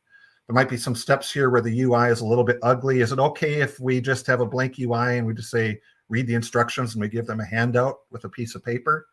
Yeah, that's enough for our trial. Okay, so we've started really de-scoping this to our MVP that we can deliver some value to the customer that they're actually now able to use for their trial in a very short amount of time. It's delivered that value to them, and it's also giving us something to learn so that we don't waste our time. And already we found some stories initially we thought were really important. Now that we gave them their first release, they said, you know what? We thought that was really important to have that automatic algorithm. We found out we really don't miss it that much. So I guess we don't need that automatic algorithm for that feature. And so we're learning continuously from them. Next slide. And this is the last tool I'm going to introduce. This is something that probably resonates even more with you in marketing than it does with us in R&D, but it's called an impact map. You guys live more in the world of KPIs, so this might seem fairly intuitive to you. I'm going to encourage you to, as you think about this, if this resonates with you, yeah, we already do it, but do you actually diagram it out this way? And do you actually share it with your teams this way? So the idea here is we tend to focus on the deliverables, right? So maybe up front at some point in a boardroom, we come up with, here, 1 billion by 2024, I saw as the goal for your group, right? So that might be that goal on the left. Well, the first thing in order to hit that goal is, who do we have to impact? Who are the actors? Who are the people whose behaviors we need to change? Existing users, new users. We might get a little more specific in our case. Maybe there's some key opinion leaders, some doctors we need to influence. Maybe there's some nurses. We need to make them happier with our product and have, overcome some learning curves, things like that. And those become the impacts. And each of those impacts becomes measurable, at least in concept. we can measure those impacts and make sure they're leading to our ultimate goal. So by doing that, now we've got impacts that can be measured. We're speculating still, right? We're taking, I think I heard in one of the presentations about, we're placing bets. And that's absolutely the right way to think about it. We tend to not know as much as we think we know. We're speculating. We're saying, if we make this user interface easier to use, they're going to use our product more often. That's a theory. How do we know it's right? So then our deliverables can be not only implementing those features, implementing those things, but it can also be, let's do some experiments to see, does it really work? Do they really come back to us more often when it's easier to use? Will they really buy more product if we lower the price? Will they really keep buying the product if we raise the price? I hear that was a big initiative you guys had. So think about now, if we deliver something like this to our teams, we're asking them to do the work. Instead of just saying, do a FAQ, send out a weekly email, and that's your to-do. And then you tell me, am I red or am I green on my deliverable? What if instead we give them this view and say, what we want your team to do is to help our existing users come back more often. And we want you to increase that from 70% retention rate to 85% retention rate, or whatever makes sense in your world, right? And the way we think we can do that is we've got some ideas, doing a weekly email, daily highlights, things like this. Now, all of a sudden, you've empowered your team. Instead of just churning out a feature, churning out a project, now they're becoming problem solvers for you. They might have some ideas you've never thought of on how to help our existing users come back more often, on how to help our nurses be more delighted with our product, to have them placing more orders. We're unleashing the brain force of all these smart people we have working for us, and instead of having them just implement something, we're turning them into problem solvers. And they're also understanding, as they implement these things, what's the purpose for this? I'm doing an FAQ. Okay, who cares? Oh, I'm an FAQ because I want more calls. Oh, that helps me understand a little bit more what I'm going after here. And as I make my day-to-day decisions on this FAQ, it's helping me to really prioritize my work and keep that focus on what I'm trying to accomplish here. One last thing on this, and I know I'm out of time. This ties in kind of closely to something I haven't seen it explicitly done, but the idea of modeling your business with something like this, that I haven't seen it done. I played with it a little bit at a company I used to work with.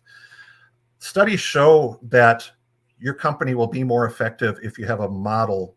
So for instance, if you put a model in here, our existing users have an 80% retention rate, and that is influenced by our cost, right? And you put some numbers on here on what you think it is.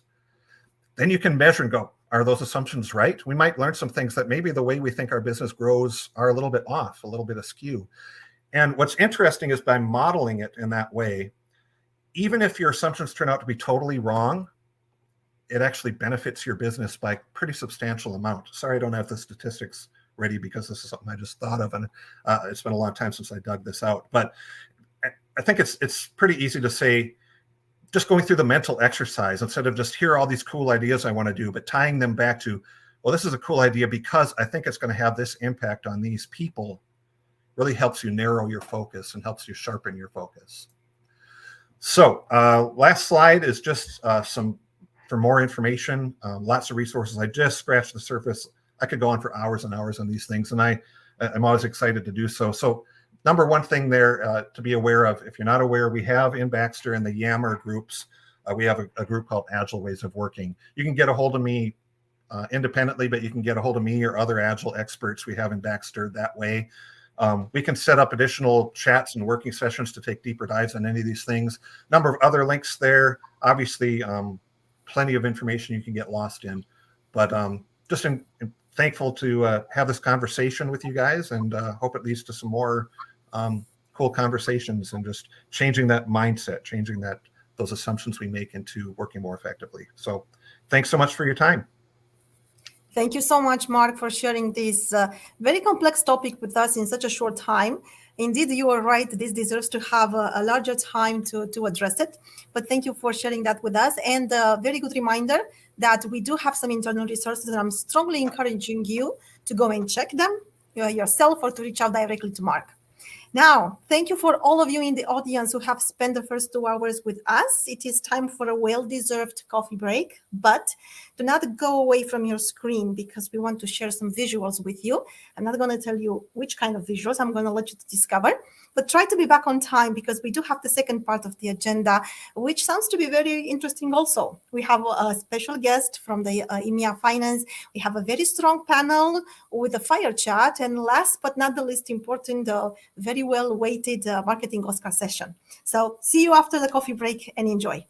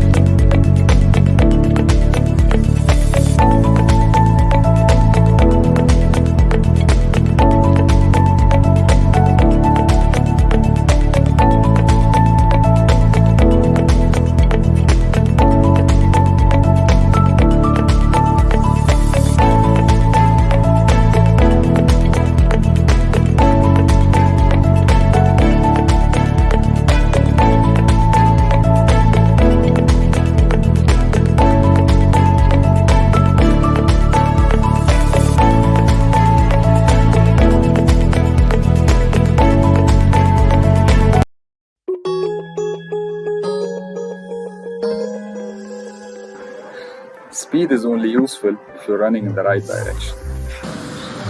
Growth is never by mere chance. It is as a result of forces working together. If everyone is moving forward together, then success takes care of itself. Business opportunities are like buses, there is always another one coming. Without continual growth and progress, such words as improvement, achievement, and success have no meaning. Coming together is the beginning, keeping together is progress, working together is success. There is no luck in business. There is only drive, determination, teamwork, and more drive. Alone, we can do so little. Together, we can do so much.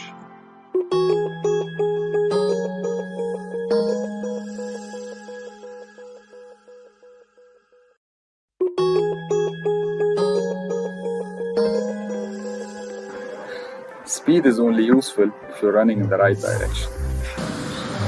Growth is never by mere chance. It is as a result of forces working together. If everyone is moving forward together, then success takes care of itself. Business opportunities are like buses, there is always another one coming. Without continual growth and progress, such words as improvement, achievement, and success have no meaning. Coming together is the beginning, keeping together is progress, working together is success. There is no luck in business. There is only drive, determination, teamwork, and more drive. Alone, we can do so little. Together, we can do so much.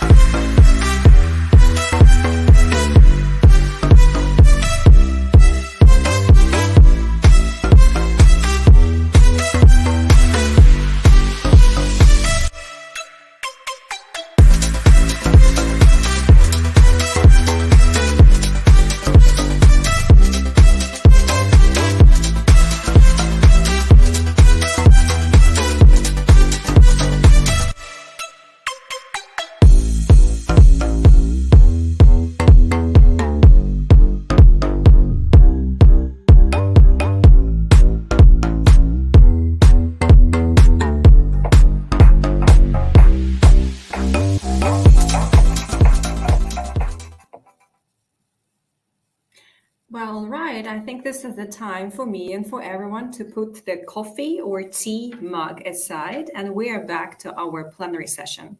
So 2 more hours, or actually it's a little bit less, ahead of us to talk to the team, to hear back from our cluster's great commercial and marketing team and our leaders as well, and to celebrate together a few campaigns and nominations.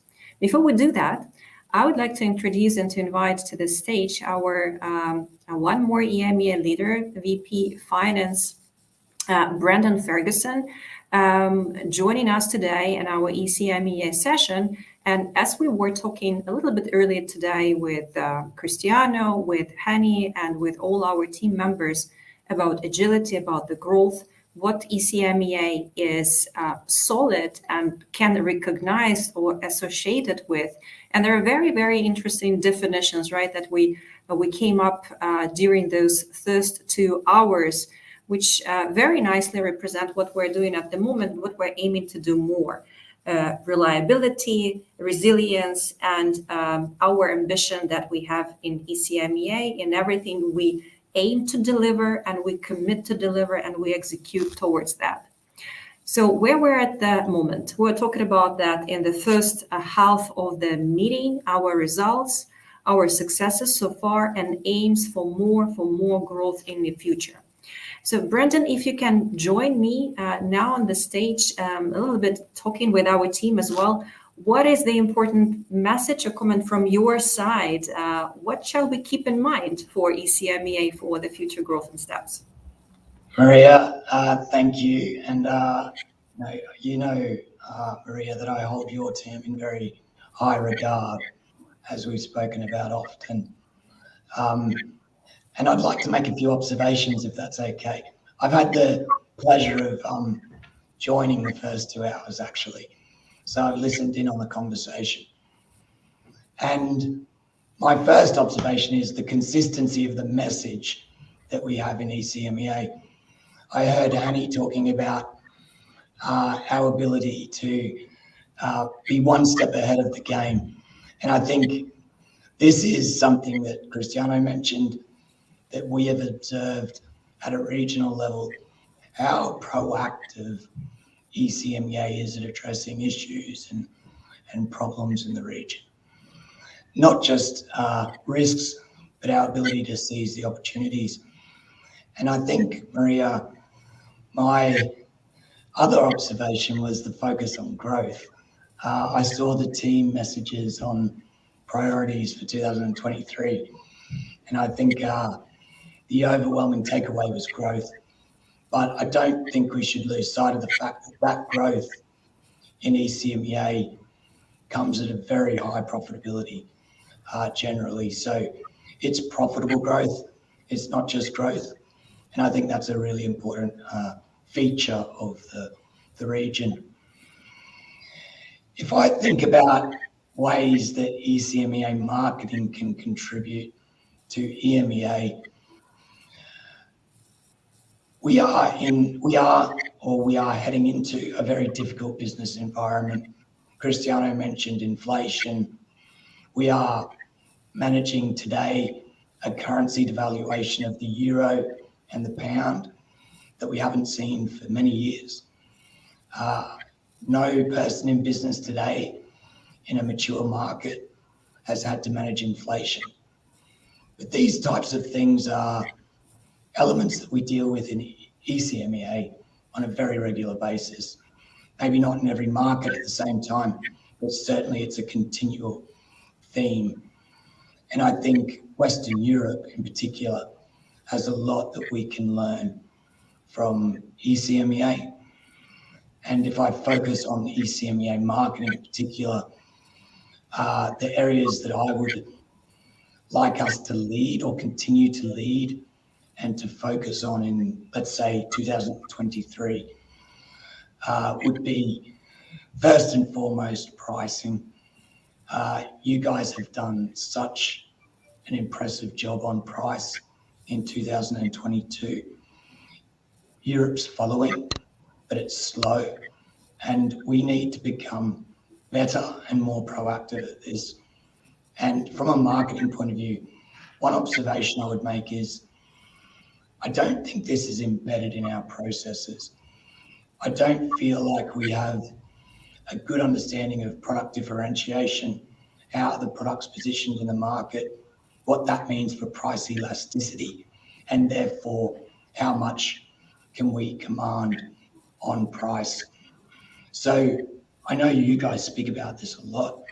I would like this to start being built into our plans, into our brand plans, into our launch plans, into B24 and Geox. So I think this is an area where ECMEA has led to date, and it needs to continue to push our learning as an organisation forward. I was really impressed to see Michelle's resource allocation or portfolio management framework. I think this is the second big area for ECMEA to lead. I've not seen anything that comprehensive from anyone else.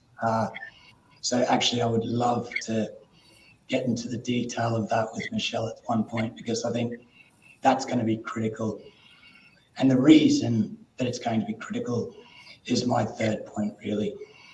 As we are quite likely to head into recessionary environments in many markets next year, many major markets, I think we will hear cash become a real theme again.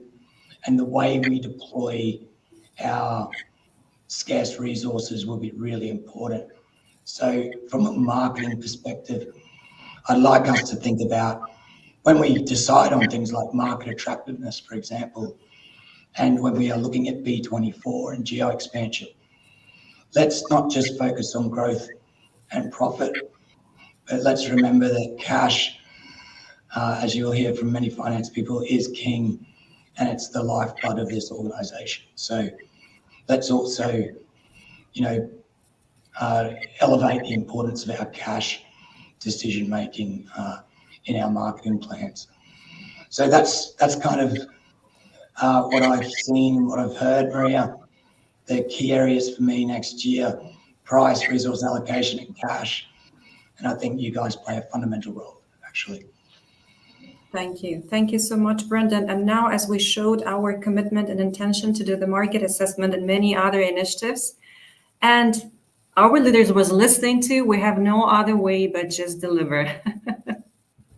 Thank you. Thank you so much, Brendan, for joining and sharing your thoughts with our community. Great. So extra points for the focus, which is absolutely the part of our plan and commitment for this year and for 2023 onwards to deliver profitable growth. Be very mindful and focus on where we're aiming and where we're planning to receive the growth, where it comes from, what kind of investment and focus is needed. And of course, always remember about our core competencies. So what is the standing behind each product portfolio value proposition? Why we are in many instances in a very unique position towards the competition, and we're absolutely empowered to use this great product value propositions to achieve better goals, whether we're talking about the therapy, accessibility, and development, or about profitable growth and price increase. So at the moment, I would like to invite our bigger team here to talk a little bit more about different topics. One of them will be how to achieve profitable growth, or how to do that together, to share some examples of what was delivered so far this year as a cross-functional collaboration, aiming to achieve the better result in therapy growth, again, accessibility, following the strategic mindset and certain pillars that were put in place together. And of course, what was done and how it was done to deliver the profitable growth. I leave the stage to Michelle. Michelle is our leader for acute and inhaled anesthesia from the middle of this year. And it's the perfect person to talk about team collaboration, because in his portfolio, in his hands, he's covering 2 business units. So it's very logic for Michelle to join me on the stage and introduce the panel, our fire chat team, who will be a little bit more elaborating on a number of questions and the topics that were tagged as the theme of this meeting, Growing Faster Together. Thank you very much, Michelle, and thank you, team, who will be joining just in a minute. Thank you, Maria, very much. It's a great opportunity to welcome our biggest panel, I think, for today. And of course, it will be a very nice fire chat. I promise that, because I know how much the team are really, really so diverse in experience and have a lot of experience in different areas. And moving forward, that I would like to invite to the stage our famous GM for Russia and CIS, Alexei Katayev, who will be leading our today fire chat. And of course, with the panel, we have 7 people. As I said, that different experience. We are so interested and eager to hear from them. If you allow me, I will start in alphabetical order to invite the panel. And if you allow me, Alexei, and also I will start with our great ladies joining our panel today. So let us to start with Dina. Dina Muafi, our head of marketing for hospital product in the Middle East, coming with a huge experience in different, I would say, areas for hospital products and previous companies. The second lady we have in our panel today is Erem Somer. She is our head of sales and marketing for Turkey hospital products. Welcome, Erem. Our third lady for today, we have Maria Baranova, our head of marketing for Russia. So welcome, Maria. So, and now I would like to go to our gentlemen. We have 4 great gentlemen as well. We'll start with Eben, our general manager for Czech and Slovakia. Welcome, Eben, to the pilot chat. And also, I would like to introduce one of our great colleagues from Herrom, Fadi Badran. Fadi is the director of Saudi, Gulf, and Levant in our Herrom team. Welcome, Fadi. Great pleasure to have our Herrom team with us on this pilot chat, or representative, I would mean. And also we have Ivan with our new head of commercial and market access for Africa. Welcome, Ivan. Last but not least, our Southeast Europe Dynamo, our Mihael, who is our key account and marketing manager for South and East Europe. Welcome, Mihael. So, Alexei, all yours. Thank you very much, team. And then on your safe hands of Alexei. Thank you very much. Thank you very much, Michelle, for this introduction. I really appreciate it. And before to start, I really would like to say that personally, I dislike words like challenges, like difficulties, etc., etc. But recently, fully agree with Brandon.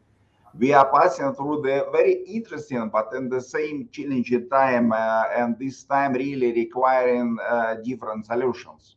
Because at least based on my own experience, things how we did something in the past simply doesn't work in the recent situation. And for me, it's clear that new time is requiring new ideas. New time is requiring other ideas, other steps, different solutions, how it was before.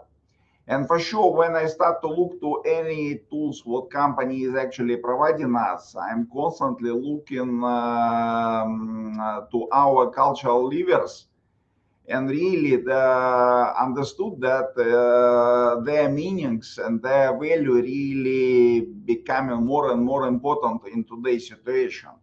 Because it's clear in terms of speed, you need to react very fast in so rapidly changing environment. Moreover, you need to react much faster versus your competitors to win in this battle. And simply, you don't have any other choice to do it. You don't have any chance to make something in slow mode. You don't have chance to calm down or to relax. No, you need to run, and you need to run really very fast. At the same time, when we are talking about simplicity, there is no time for now. It's actually for complicated, resource-consuming, time-consuming solutions. Your ideas, your proposals should be crisp, should be bright, and should be very simple for execution. Only in this case, it works very well. For sure, I know the Baxter. And Baxter is not so easy to make a simple thing from complicated one. I should say that in opposite way, it's much more easier to make simple to more complicated. But at the same time, it's clear that we need to find a way how to do it and the best way to make it happen. In terms of courage, it's clear that external and internal challenges what we are meeting on the regular basis requesting different attitude from us to manage them. You should be more smart, you should be more motivated to meet challenges what you are meeting on the everyday basis to overbeat them.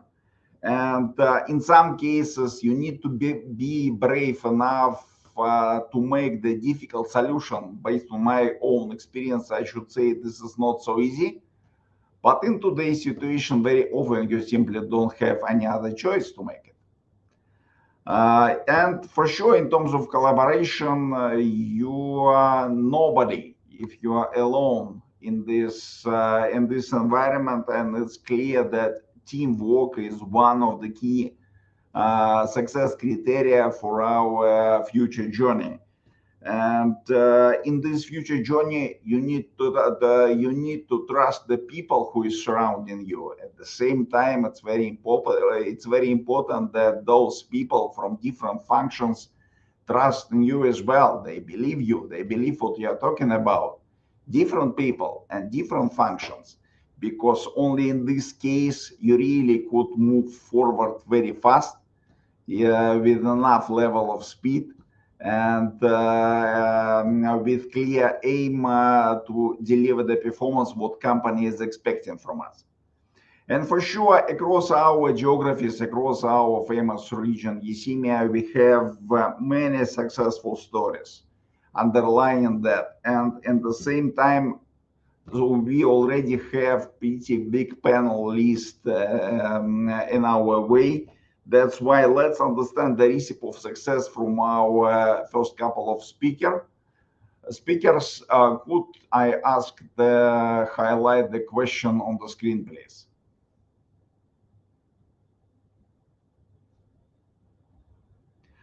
Okay. We have first couple of the speakers. This is Fadi and Irem. Hey, hello, Alexi. Hello, everyone. Hello, Fadi. Hello, Irem. Fadi, you are the black box. Probably this is some hidden meaning. I don't know, but anyway, let's continue. Thank you, Alexi, for giving me the opportunity here. And I was hearing what Hani was saying, and also what Maria stated at the beginning of this summit when they were talking about marketing as a function. And in my perspective, and to answer to this question related to the achieving sustainable and profitable growth, and how do I see marketing really as a function that can help in this? Marketing is present in every stage of the business, and it plays a major role in balancing the current needs of the business and the future demand. So doing this requires long-term strategic thinking, envisioning the future, and at the same time ensuring robust actions are being implemented to act as a foundation for the future. And this is really what is important for us. Marketing as a function plays a vital role in defining our marketing strategy, taking a holistic view of the business, understanding what are the key markets, segments, and products that can drive the future growth, as well as what are the future market trends and dynamics that can impact our profitability. So it takes really an in-depth understanding of our strengths, weaknesses, opportunities, and as a function to gather and analyze the input from all of these areas that can support in defining the strategy to achieve this objective, and at the end to identify the best opportunities for success and then measure those plans on the road of implementation. So today, for instance, the marketing function is playing this role when it comes to building our strategy for connected care. Achieving sustainable and profitable growth for a business like PSS and FLC as an example, it requires envisioning the future of connected care and building a strategy that covers all what I've previously mentioned, and leading to not only just a new revenue stream, but also higher profit margins. And we're already experiencing this, Alexi, today, when it comes to the frontline care connectivity, where in some cases we're having 100% profit margins. So, as a conclusion, achieving sustainable and profitable growth should be the aim and responsibility of everyone, and definitely marketing as a function to lead the way on that. Excellent. Iram, what do you think regarding based on your personal opinion and based on your role, how you see the marketing as a function would support the long-term sustainable, profitable growth? Thank you, Alexei. I'm just going to start by saying wow to Fadi because I cannot agree more with Fadi. Sustainable and profitable growth is the responsibility of every one of us. In this long journey, marketing specifically may be considered as the bridge between all cross functions. Creating marketing plans, defining short-term and long-term strategies, as Fadi mentioned, but always in collaboration with different functions. Marketing, to my understanding, needs to be both proactive and also reactive. Proactive in terms of foreseeing market trends of the future, and reactive in terms of adjusting quickly to current market realities. Sustainable, profitable growth is equal to profitable products, and Baxter has a substantial number of products in its portfolio. Therefore, marketing should frequently be evaluating national, regional, even global product portfolio of Baxter and non-Baxter when necessary, assessing the market for new product launch opportunities. On the contrary to new products, marketing should also take the responsibility of product exit or even market exit whenever they come across products that Baxter is no longer profiting. Overarchingly, we call it market shaping the market towards profitable products. We all know it is most valuable when all this theory that Fadi and I'm telling here meets practice. So let me give examples from Turkey. Our adult three-chamber parental nutrition bag, Oliclinimal N4 1000 unit, was the market-leading product. But because of reference pricing system, the ASPs got huge hits in combination with the devaluation of the country and became much less profitable. Oliclinimal N4 1500 code, on the other hand, had a higher margin than 1000. So Turkey team shaped the market from 1000 unit to 1500. And today, peripheral 1500 continues to be the prominent code. We did not stop there. Additionally, to be sustainable in the market, by fostering the market exits of Oliclinimal in our reference country, Greece, with the joint effect of Baxter Global, Baxter Turkey, and Baxter Greece, Turkey and Global sharing the cost of this guard, more than 60% price increases were received in N4 and N7. Another example is our parental multivitamin, Cernavit. Cernavit had to be exited from market in 2013 due to very low price, therefore profitability. With the joint effect of market access, regulatory affairs, medical, and under the orchestration of marketing, 10-pack factor Cernavit dossier was converted to 4-pack factor, referencing another country, getting an almost 5-fold price increase and gaining the opportunity to relaunch the product 2 years after its exit in 2015. Yes, it was a huge effort to regain what would we calling loss to competitor market we had created, and this time with a significantly higher price, but we did it. 2/3 of our 3 CBs were Cernavitized. Profitability and sustainability checks became our lifestyle in a way. This year only, we have received price increases in 4 different phases for a range of pharmaceutical products.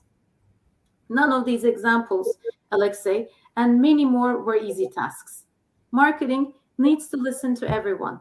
Listen to KOLs, listen to Salesforce, listen to internal stakeholders, define unmet needs, and design sustainable marketing activities to meet these unmet needs. Preferably, what we like is to be in collaboration with the HCP associations.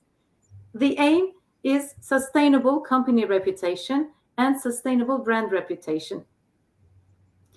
Again, driven by the profitability of the company and changing market dynamics, marketing also aligns on the organizational structure of the sales force in coordination with sales.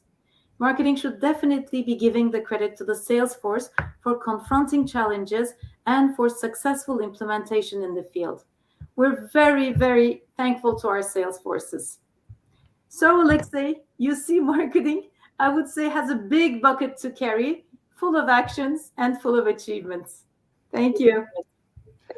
Thank you a lot of for this very intensive and expressive discussion, actually, guys. And for me, it's clear that marketing and your understanding is some kind of bridge between right strategy and successful execution and the fields to make it happen.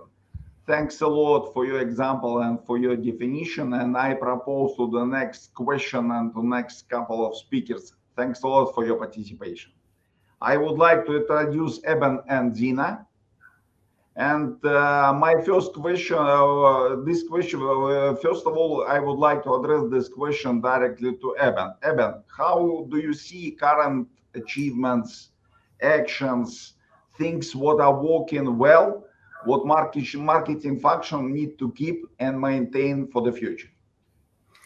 Thanks, Alexei. Yeah, definitely. When I think of what the marketing team and the regional ISEMEA team has done, and thinking about how can we grow faster and keep our growth momentum, I firmly believe that educational events remain the cornerstone and at the heartbeat of that will drive growth for us in the future.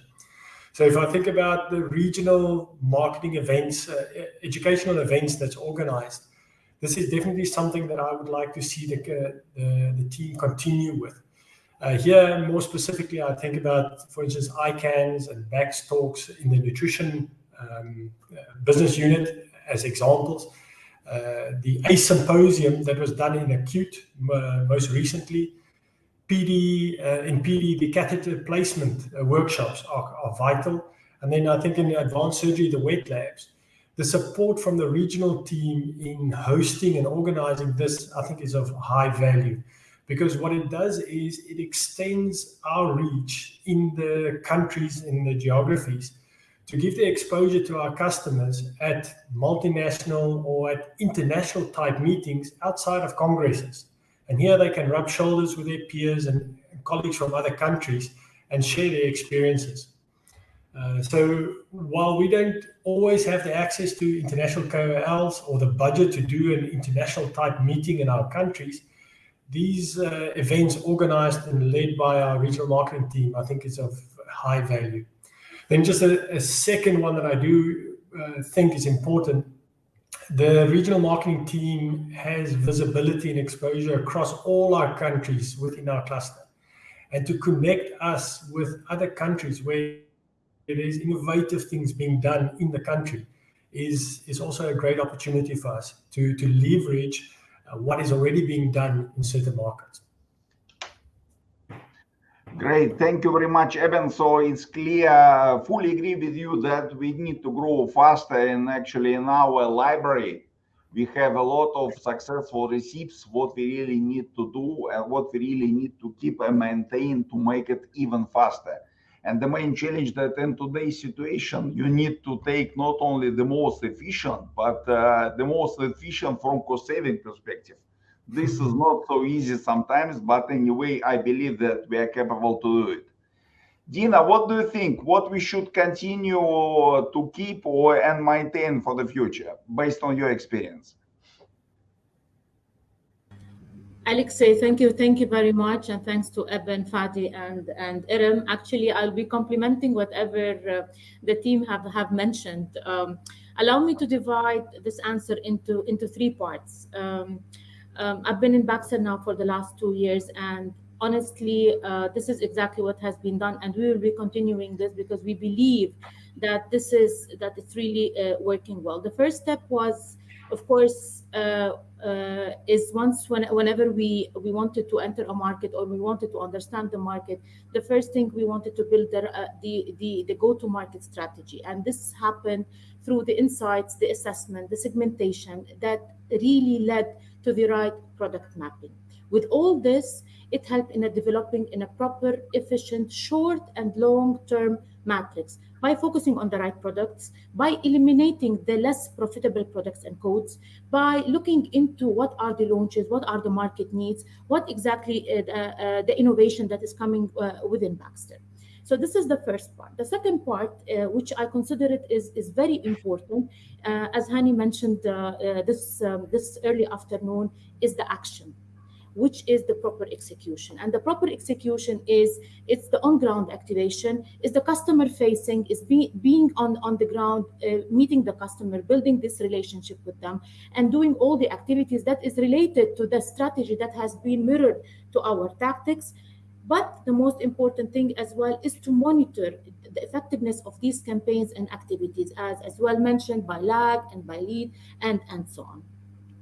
The third part is, after looking into our strategy, and beautiful strategy that we talk about it, but definitely once we execute it properly, we need really to understand where does our brand stands in the funnel. So basically with this, it really helps us to understand, to move or to map our brand product across the purchasing funnel, starting from the awareness level. For example, like via Flow Launch that has been launched recently in UAE. Yes, the doctors, they know about it, but still the awareness level is not to that perfect level that we are experiencing. This is where we will start measuring this brand from the awareness to the consideration level to the trial until we reach to the loyalty phase.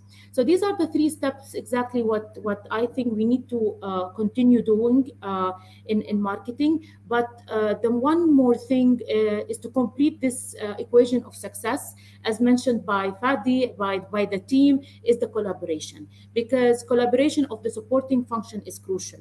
Yes, marketing plays an integral role in driving this, but collaboration is with our other functions, medical, regulatory, name all the functions. Without them, definitely we will not be able to achieve or to sustain our marketing activities in the right way. Thank you very much.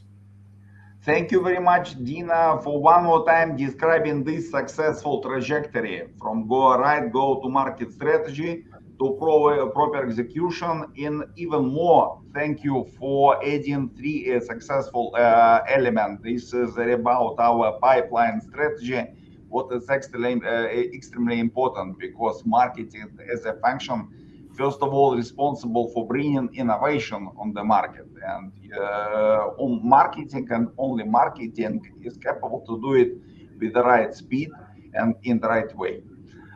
Eben, Dina, thanks a lot for participation in our fire chat. Thanks a lot for your opinion. Let's go to the next slide and to the next couple of speakers. So in this case, I would like to invite ladies the first. Michael, sorry about this one. But anyway, Maria, could you describe examples of effective cross-functional collaboration that secured success in your particular region? Sure, Alexei. You just have mentioned that the marketing should lead, but I would say the success, it's not only about marketing lead. Success, it's about, first of all, about the collaboration and the focus of the whole team, of the different functions, and the finance, operations, global marketing, regional marketing, sales, commercial, market access, medical, everybody should participate. And I know one good example of such collaboration. This is the Axaris success in Russia. In 2022, now after COVID, we have 36 of all acute procedures Baxter done via Axaris. It's a big share. Last year it was 37%, but now COVID has gone and we still have a lot of Axaris usage in Russia. How did it happen? First of all, we received fantastic product, very well developed by global marketing team with strong, unique selling proposition, with strong evidence base. And what I like the most here that the product is still developing. So it's coming the MDR with new blood purification indication, which will help us a lot to further develop this product.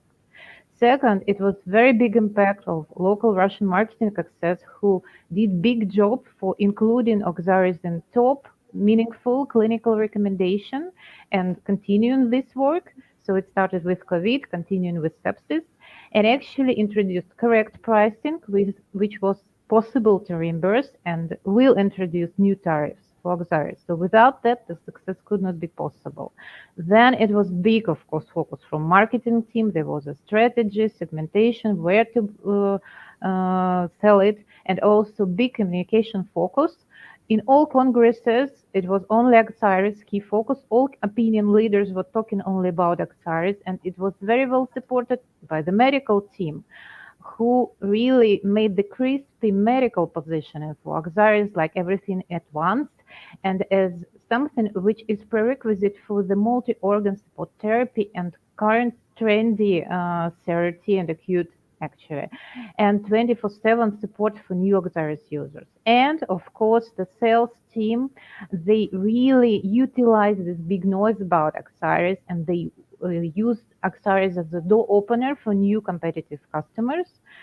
And also, it was very big help from our operations and from the regional marketing team during the product allocation, because when you sell too much, it's also a challenge, and we were very well supported by the guys, and it made this success really possible.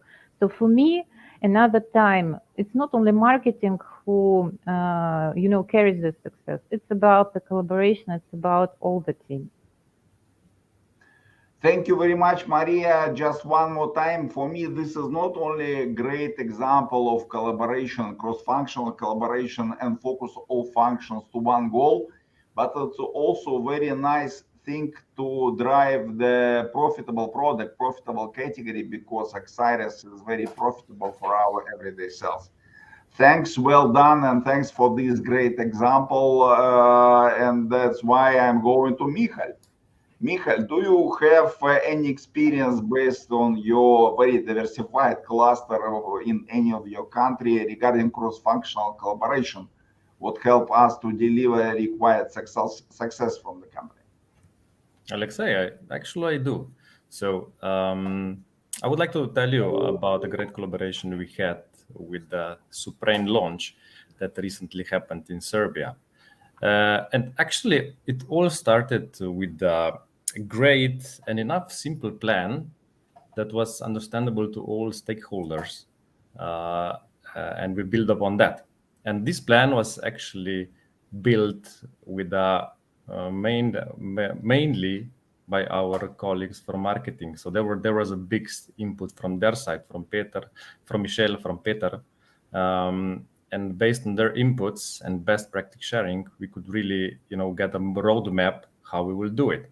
And I think this is the most important question when you're trying to launch a new thing: how to do it that you will be successful.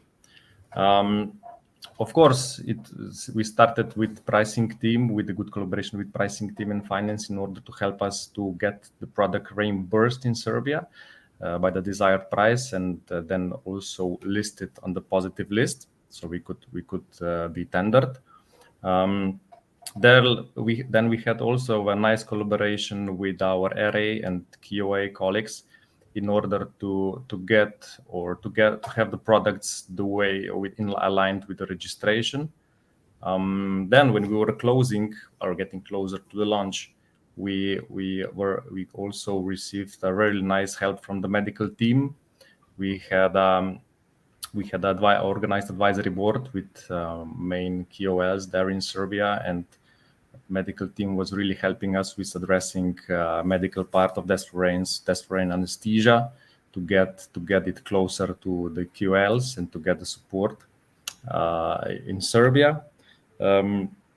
Of course, then when we really were getting close to the first tender was issued and we need to deliver first product, there was also supply chain and customer service supporting us greatly so that everything went smoothly.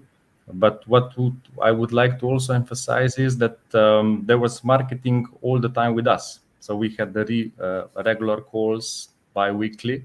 And least, but not the last, very important, need to mention that we had a great support, and we still have, from our agent there in Serbia.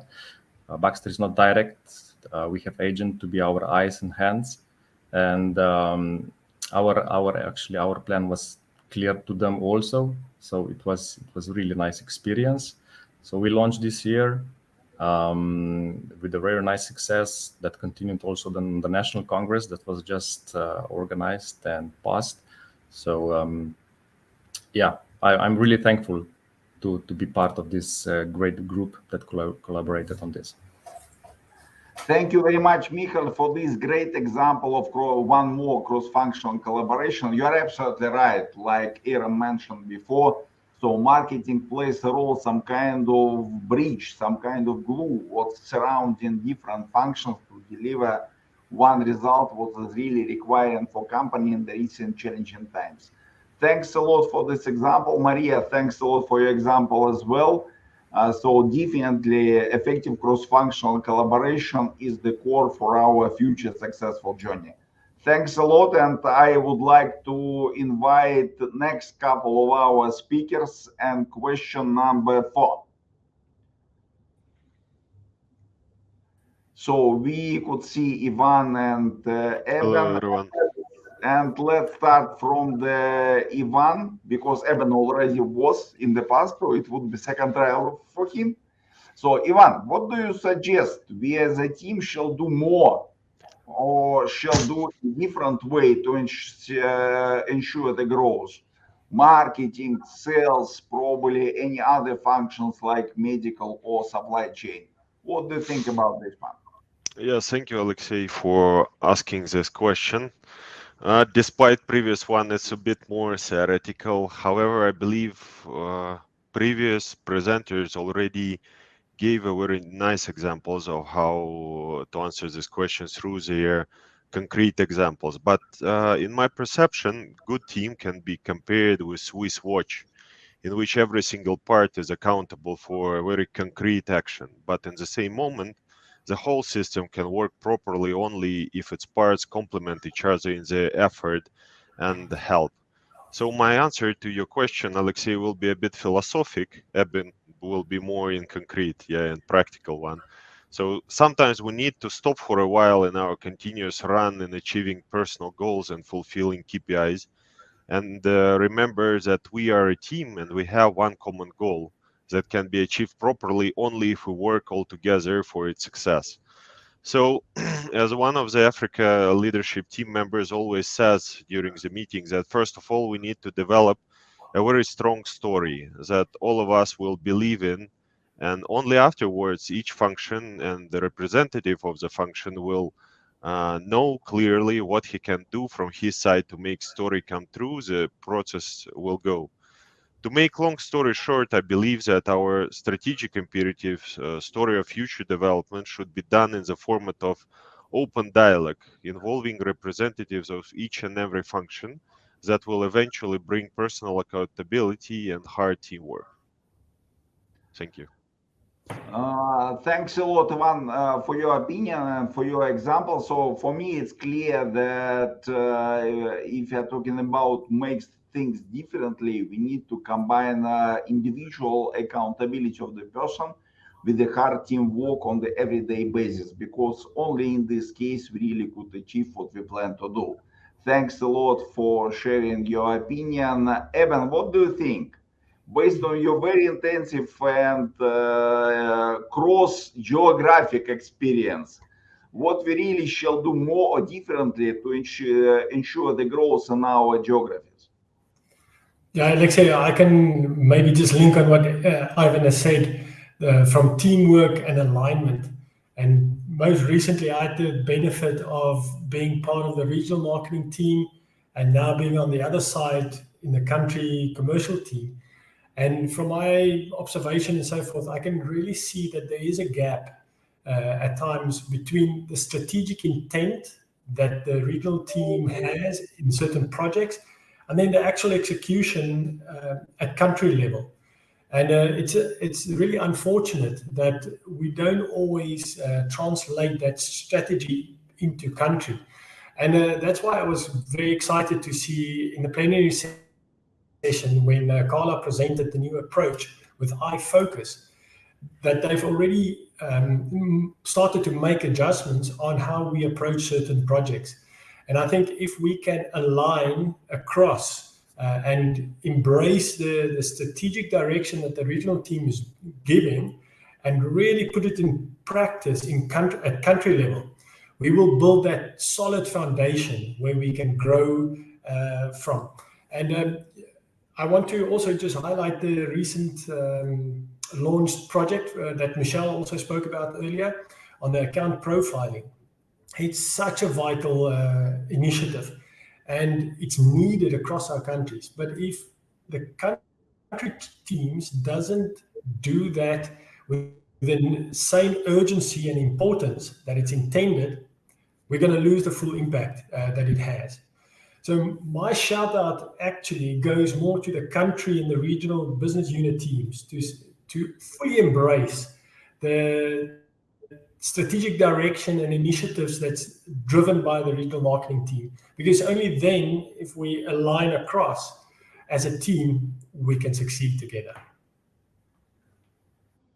Thank you very much, Eben. You're absolutely right when you're talking about, let's say, proper strategy translation to execution on the country level, because you're absolutely right. So it's not enough to create bright strategy on regional level, but if country doesn't understand what they really need to do on their level to execute, so for sure it's pretty difficult to expect any kind of success from their side.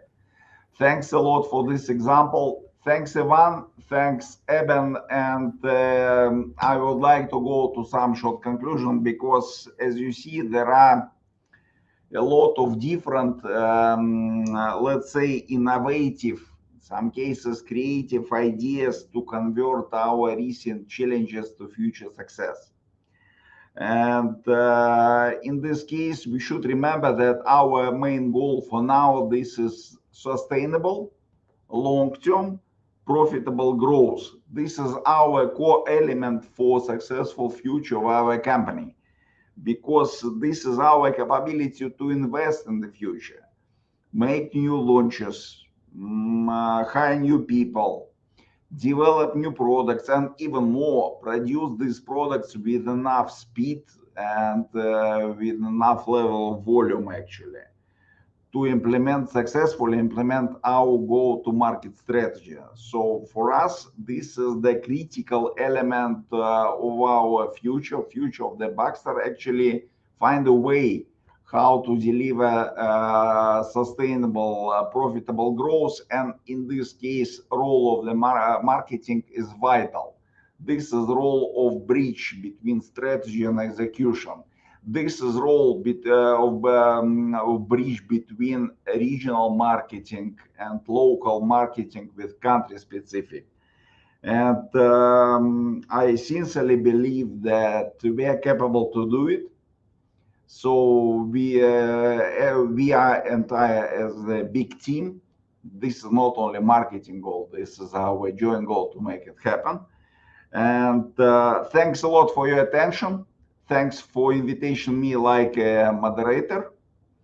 So it's really very appreciated from my side.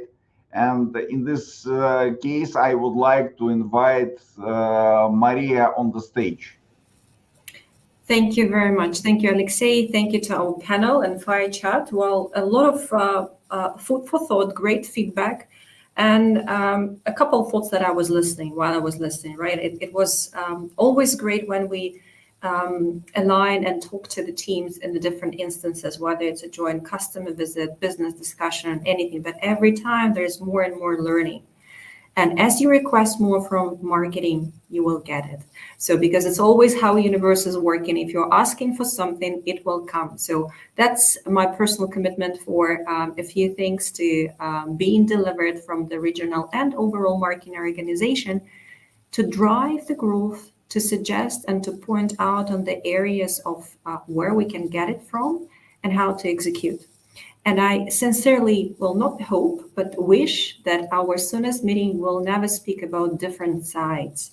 There is this side or that side. There's only one side, and it is a Baxter side for us to work on our mission to save and sustain lives as one team and one organization, to be very close and connected to the customer and foresee and predict any changes that might happen in different environments to address it in the best way and continue to be a step or two steps ahead in our region that we are practicing quite successfully so far. And I wish we can leverage on this learning and really drive it further. Wow, I took a lot of notes, honestly, through this conversation that we'll be using for an open discussion, first of all, within the next following days with the teams in our breakout rooms. And as usual, continue our open dialogue and very close work with all the teams. So thank you very much for that.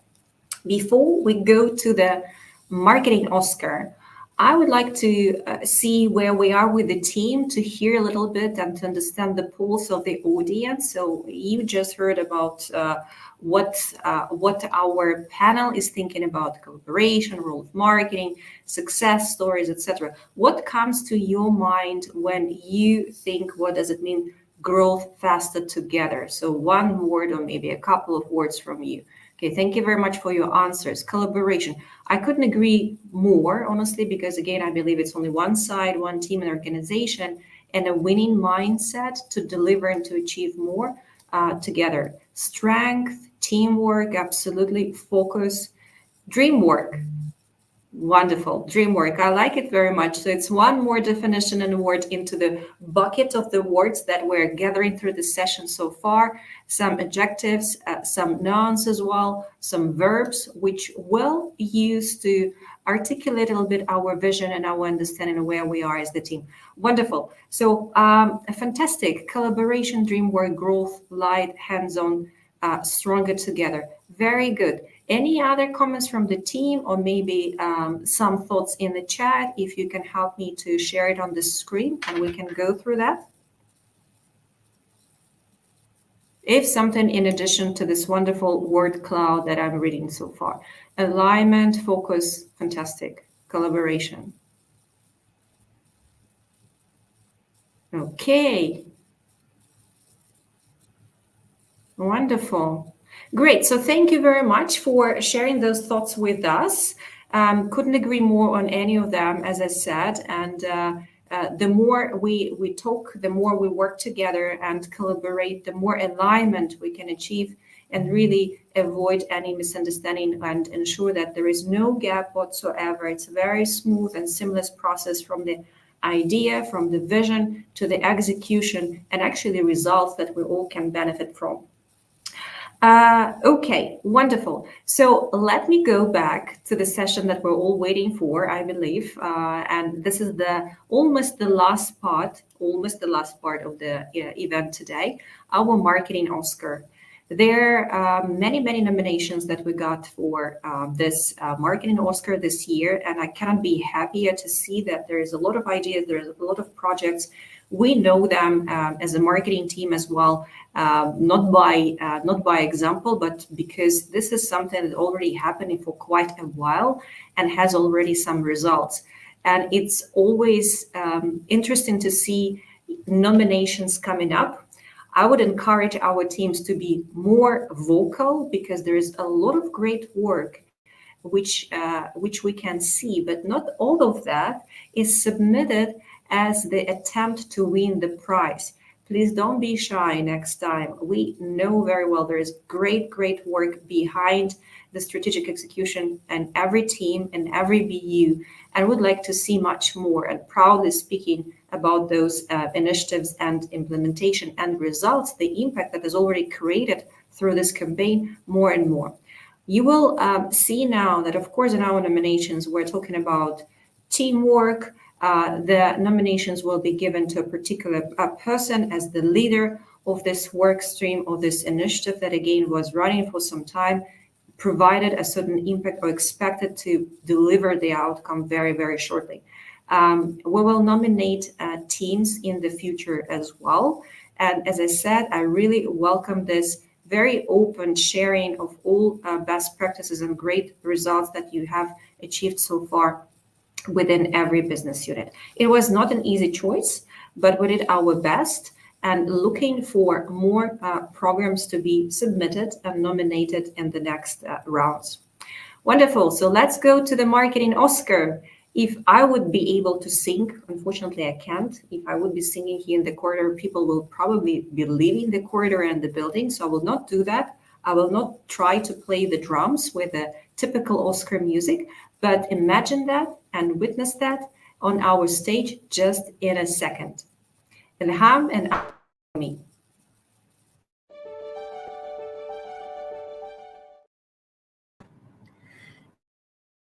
Thank you, Maria.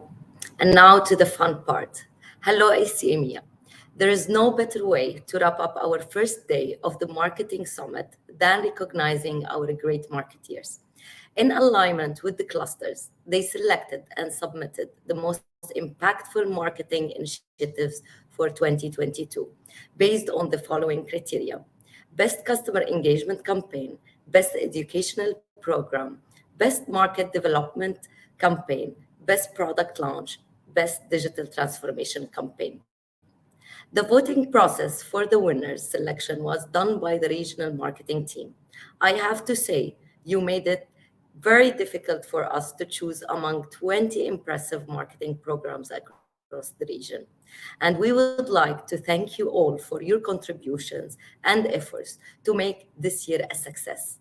Without further ado, we are extremely excited, as you are, to acknowledge the outstanding strategic, tactical, and creative thinking of the cluster marketeers. And now, handing over to you, Anya. Thank you so much, Ilham. You know what? I've always wanted to attend an Oscar gala. So for me, really, the dreams are coming true today. Thank you for having me. Now, let's focus on the extraordinary individuals who deserve the recognition today. If you are a nominee or a winner, enjoy this moment. You know, we often ask ourselves questions like, am I doing the right job? Is it enough? Is it visible what I am doing? The answer to all of those questions today for you is yes. Therefore, do not doubt yourself and enjoy this extraordinary success. Winners in each category will be recognized with a trophy, but as well a career coaching session with one of the talent acquisition executive partners that we have within Baxter. So without further ado, let's start with the first category. And the first category is Best Customer Engagement Campaign. Can we see the nominees, please?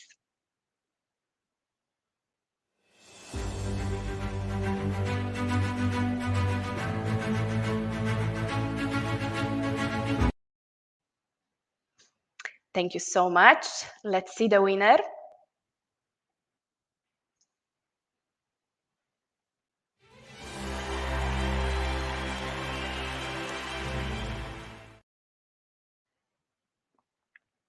Congratulations, Dana. Well done.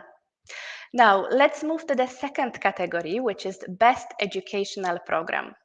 Let us see who is shining today among the nomination list.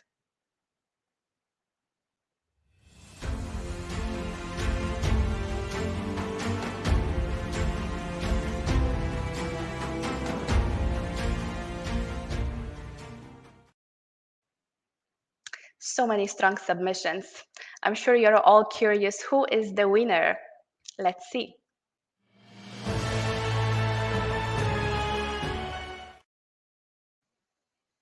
Congratulations, Dimitri. Well done to you.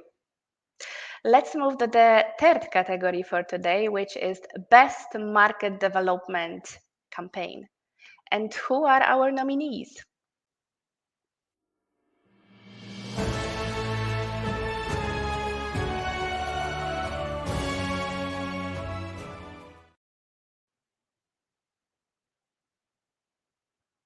Yes, let's see who's the winner.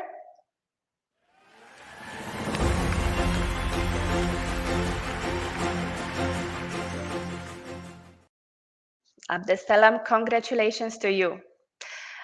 Then let's move further and let's see who is the nominee in the Best Product Launch.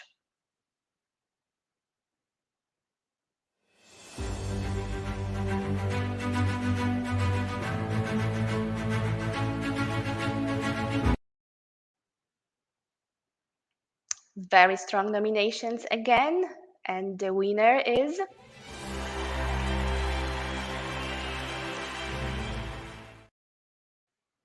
wonderful, Dana. Congratulations. And last but not least, let us see who are the nominees and the winner for the Best Digital Transformation Campaign.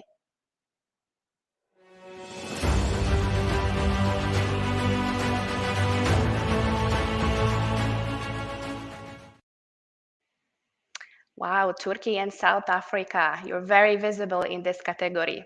Let's see who the winner is.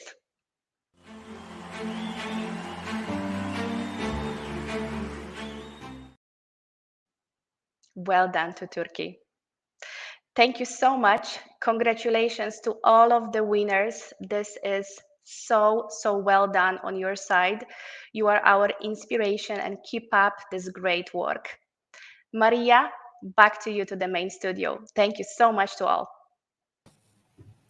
Thank you very much, Anna. Thank you, Ilham, and congratulations to all nominees, first of all, to those who have submitted or those projects were submitted, to those who didn't provide the feedback, but there is much more work that is going on, and we know that very well. It is all recognized, even though we're not speaking at the moment during the session. And of course, big thank you and congratulations to all our winners. As you can see, it's different projects, all very impactful, all valuable, and already demonstrating a certain result that we can see so far. There is one thing that we need to correct, and I would like to acknowledge that immediately during this session. There is one more winner to the one of the activities that was not displayed on the screen so far, but I would like to call it out because all our nominees are very well known and precisely selected through a very robust voting system and voting process that we had among the team. I would like to recognize and congratulate one more person who is driving the initiative. Also, there are a lot of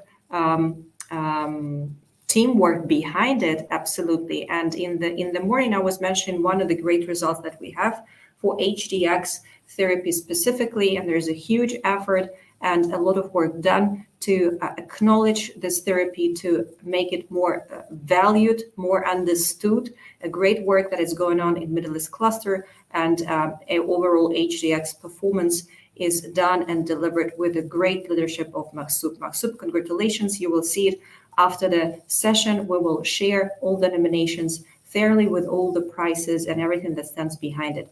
Congratulations to the team one more time. Let me... Exactly. So the prize has found the winner. Thank you very much. It happens sometimes while we are in real time and real broadcasting. We're live for 3 hours and 23 minutes. So it might happen.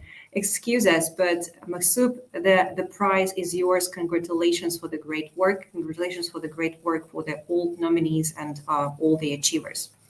So let me go to the last conclusion slides of our meeting before we complete the session for today.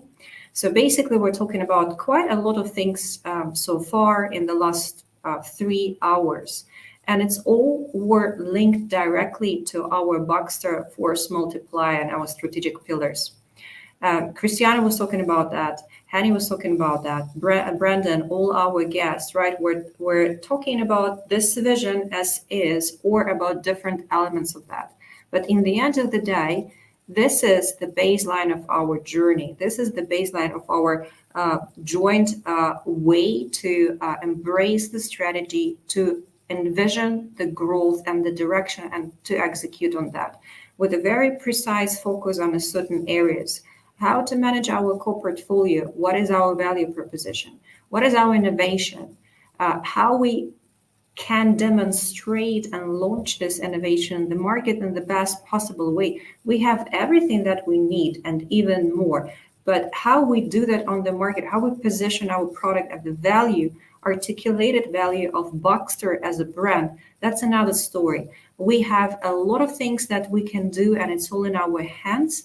Not be shy and be very proud and proactive in delivering this value message. There is a very important element that stands behind as a cross line in all those pillars and the growth pillars that you see here. Geographical expansion. Geographical expansion is the result in the end? What stands behind?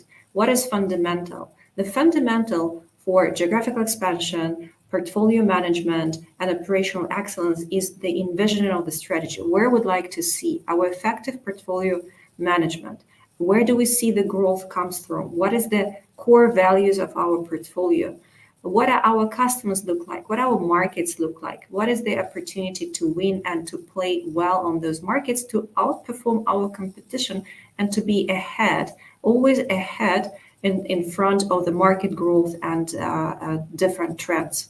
So what we'll see more in the next days, and of course, when we speak about the 2023 strategic imperatives for each business unit, there will be a very precise focus on all those pillars that we establish the practice to speak in the same language across the organization, use those strategic pillars more and more. And every time when we talk about a certain goal, a certain area, it is always linked to those force multiplier, and we have a certain KPIs to measure the performance towards this goal.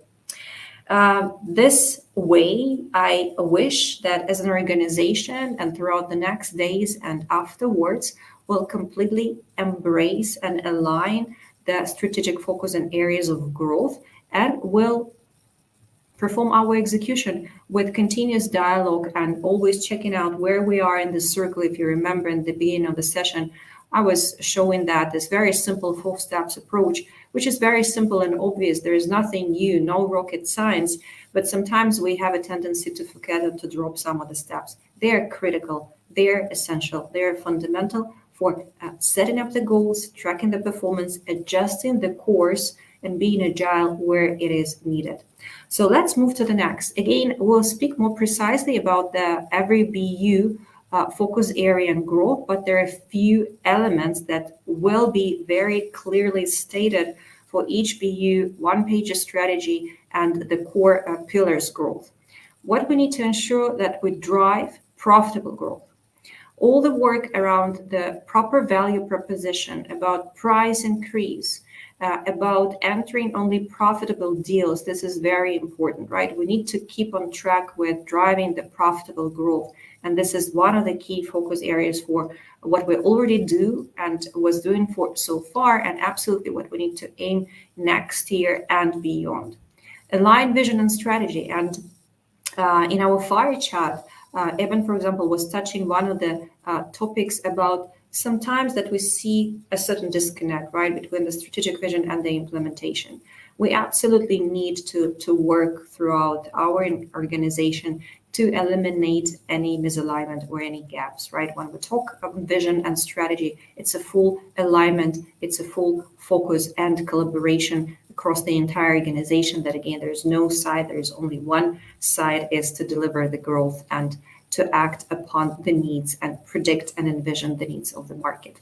So that's the 4 key directional areas that I can identify and articulate already before we enter the breakout rooms in the following days, because that will be the fundamental for the product portfolio management strategy that you will hear more as of now from this week till the end of the year, when our regional marketing team will take a lead to get together with the clusters organization to streamline and to clean up, fully align on commitment and execution for 2023. This is the perfect timing, right? We were looking at the AOP targets for the next year. We are having all our background work and discussions, and in some cases, for some of the BUs and geography strategic workshops, where the growth should come from. And basically what we're doing now is fine-tuning the key elements of focus. There are so many ideas what we can do, but where to focus on with the best, bad, and aspiration that it will bring those outcomes and results that we're aiming for, with the certain resources that we have. What is the best way to spend and allocate our resources into, where we need to maintain our focus, where we need to invest more, where we need to remove this focus completely or exit, right? So what is those 3 pillars of portfolio management strategy that can help to increase and streamline all of our actions and focus to deliver more with more efficiency? So we'll speak more about that in our breakout rooms. I invite you all to join the following days, the 3 days that we'll have this week. There will be a dedicated session for every BU. Just one announcement, please be aware that for peritoneal dialysis for PD session, Natalia and Fuad will be driving a separate working session with our renal teams with PD believers to talk more precisely and more in depth of the focus areas for PD as a therapy, APD, connectivity, and what are the values that we can bring out of those discussions and what potential synergy we can find even with the other portfolios when we speak about PD development. So that session will be organized separately. For the rest of the BUs, please join breakout rooms. The links are in your invitation. And before we go to the final minutes of our team meeting, and we'll giving back to you some time because we're very efficient and stay on timetable today, I would like to wish you one thing, right? To our team, to everyone who's connected to this summit and the first day of that. As we're talking about growing faster together, I wish all of us continue winning. The spirit and this attitude of the winner is not the attitude of being arrogant or stop noticing things, stop seeing things. It's actually controversial. So what I mean by saying keep winning, having this heritage, having those very strong examples of very efficient and work that has created a positive impact, build on that, use it as your baseline for the next move. Don't go back, always go forward, keep winning. And with that, I would like to welcome you to our winning sessions within this week. And before you will be dropping from this plenary session right now and connecting in the following days, please provide your feedback to a quick survey as your thoughts are very fresh and we're always looking forward for your feedback, right? In any way, whether it's a direct conversation, whether it's a survey, whether it's in email, please use this couple of minutes just to provide some feedback to us. And our team and our entire organization is looking forward for a very candid, very practical and focused discussions in the next days where we can elaborate on the BU's growth strategies, great examples of successful work, and with one important aim to be aligned and commit to the growth areas. With that, thank you very much. Thank you for our guests. Thank you for the team who was preparing the event. Thank you for our participants staying with us for 3.5 hours. And we're looking forward to see and to talk to you, to speak to you, to align with you on the commitments and execution in the next days. Thank you very much.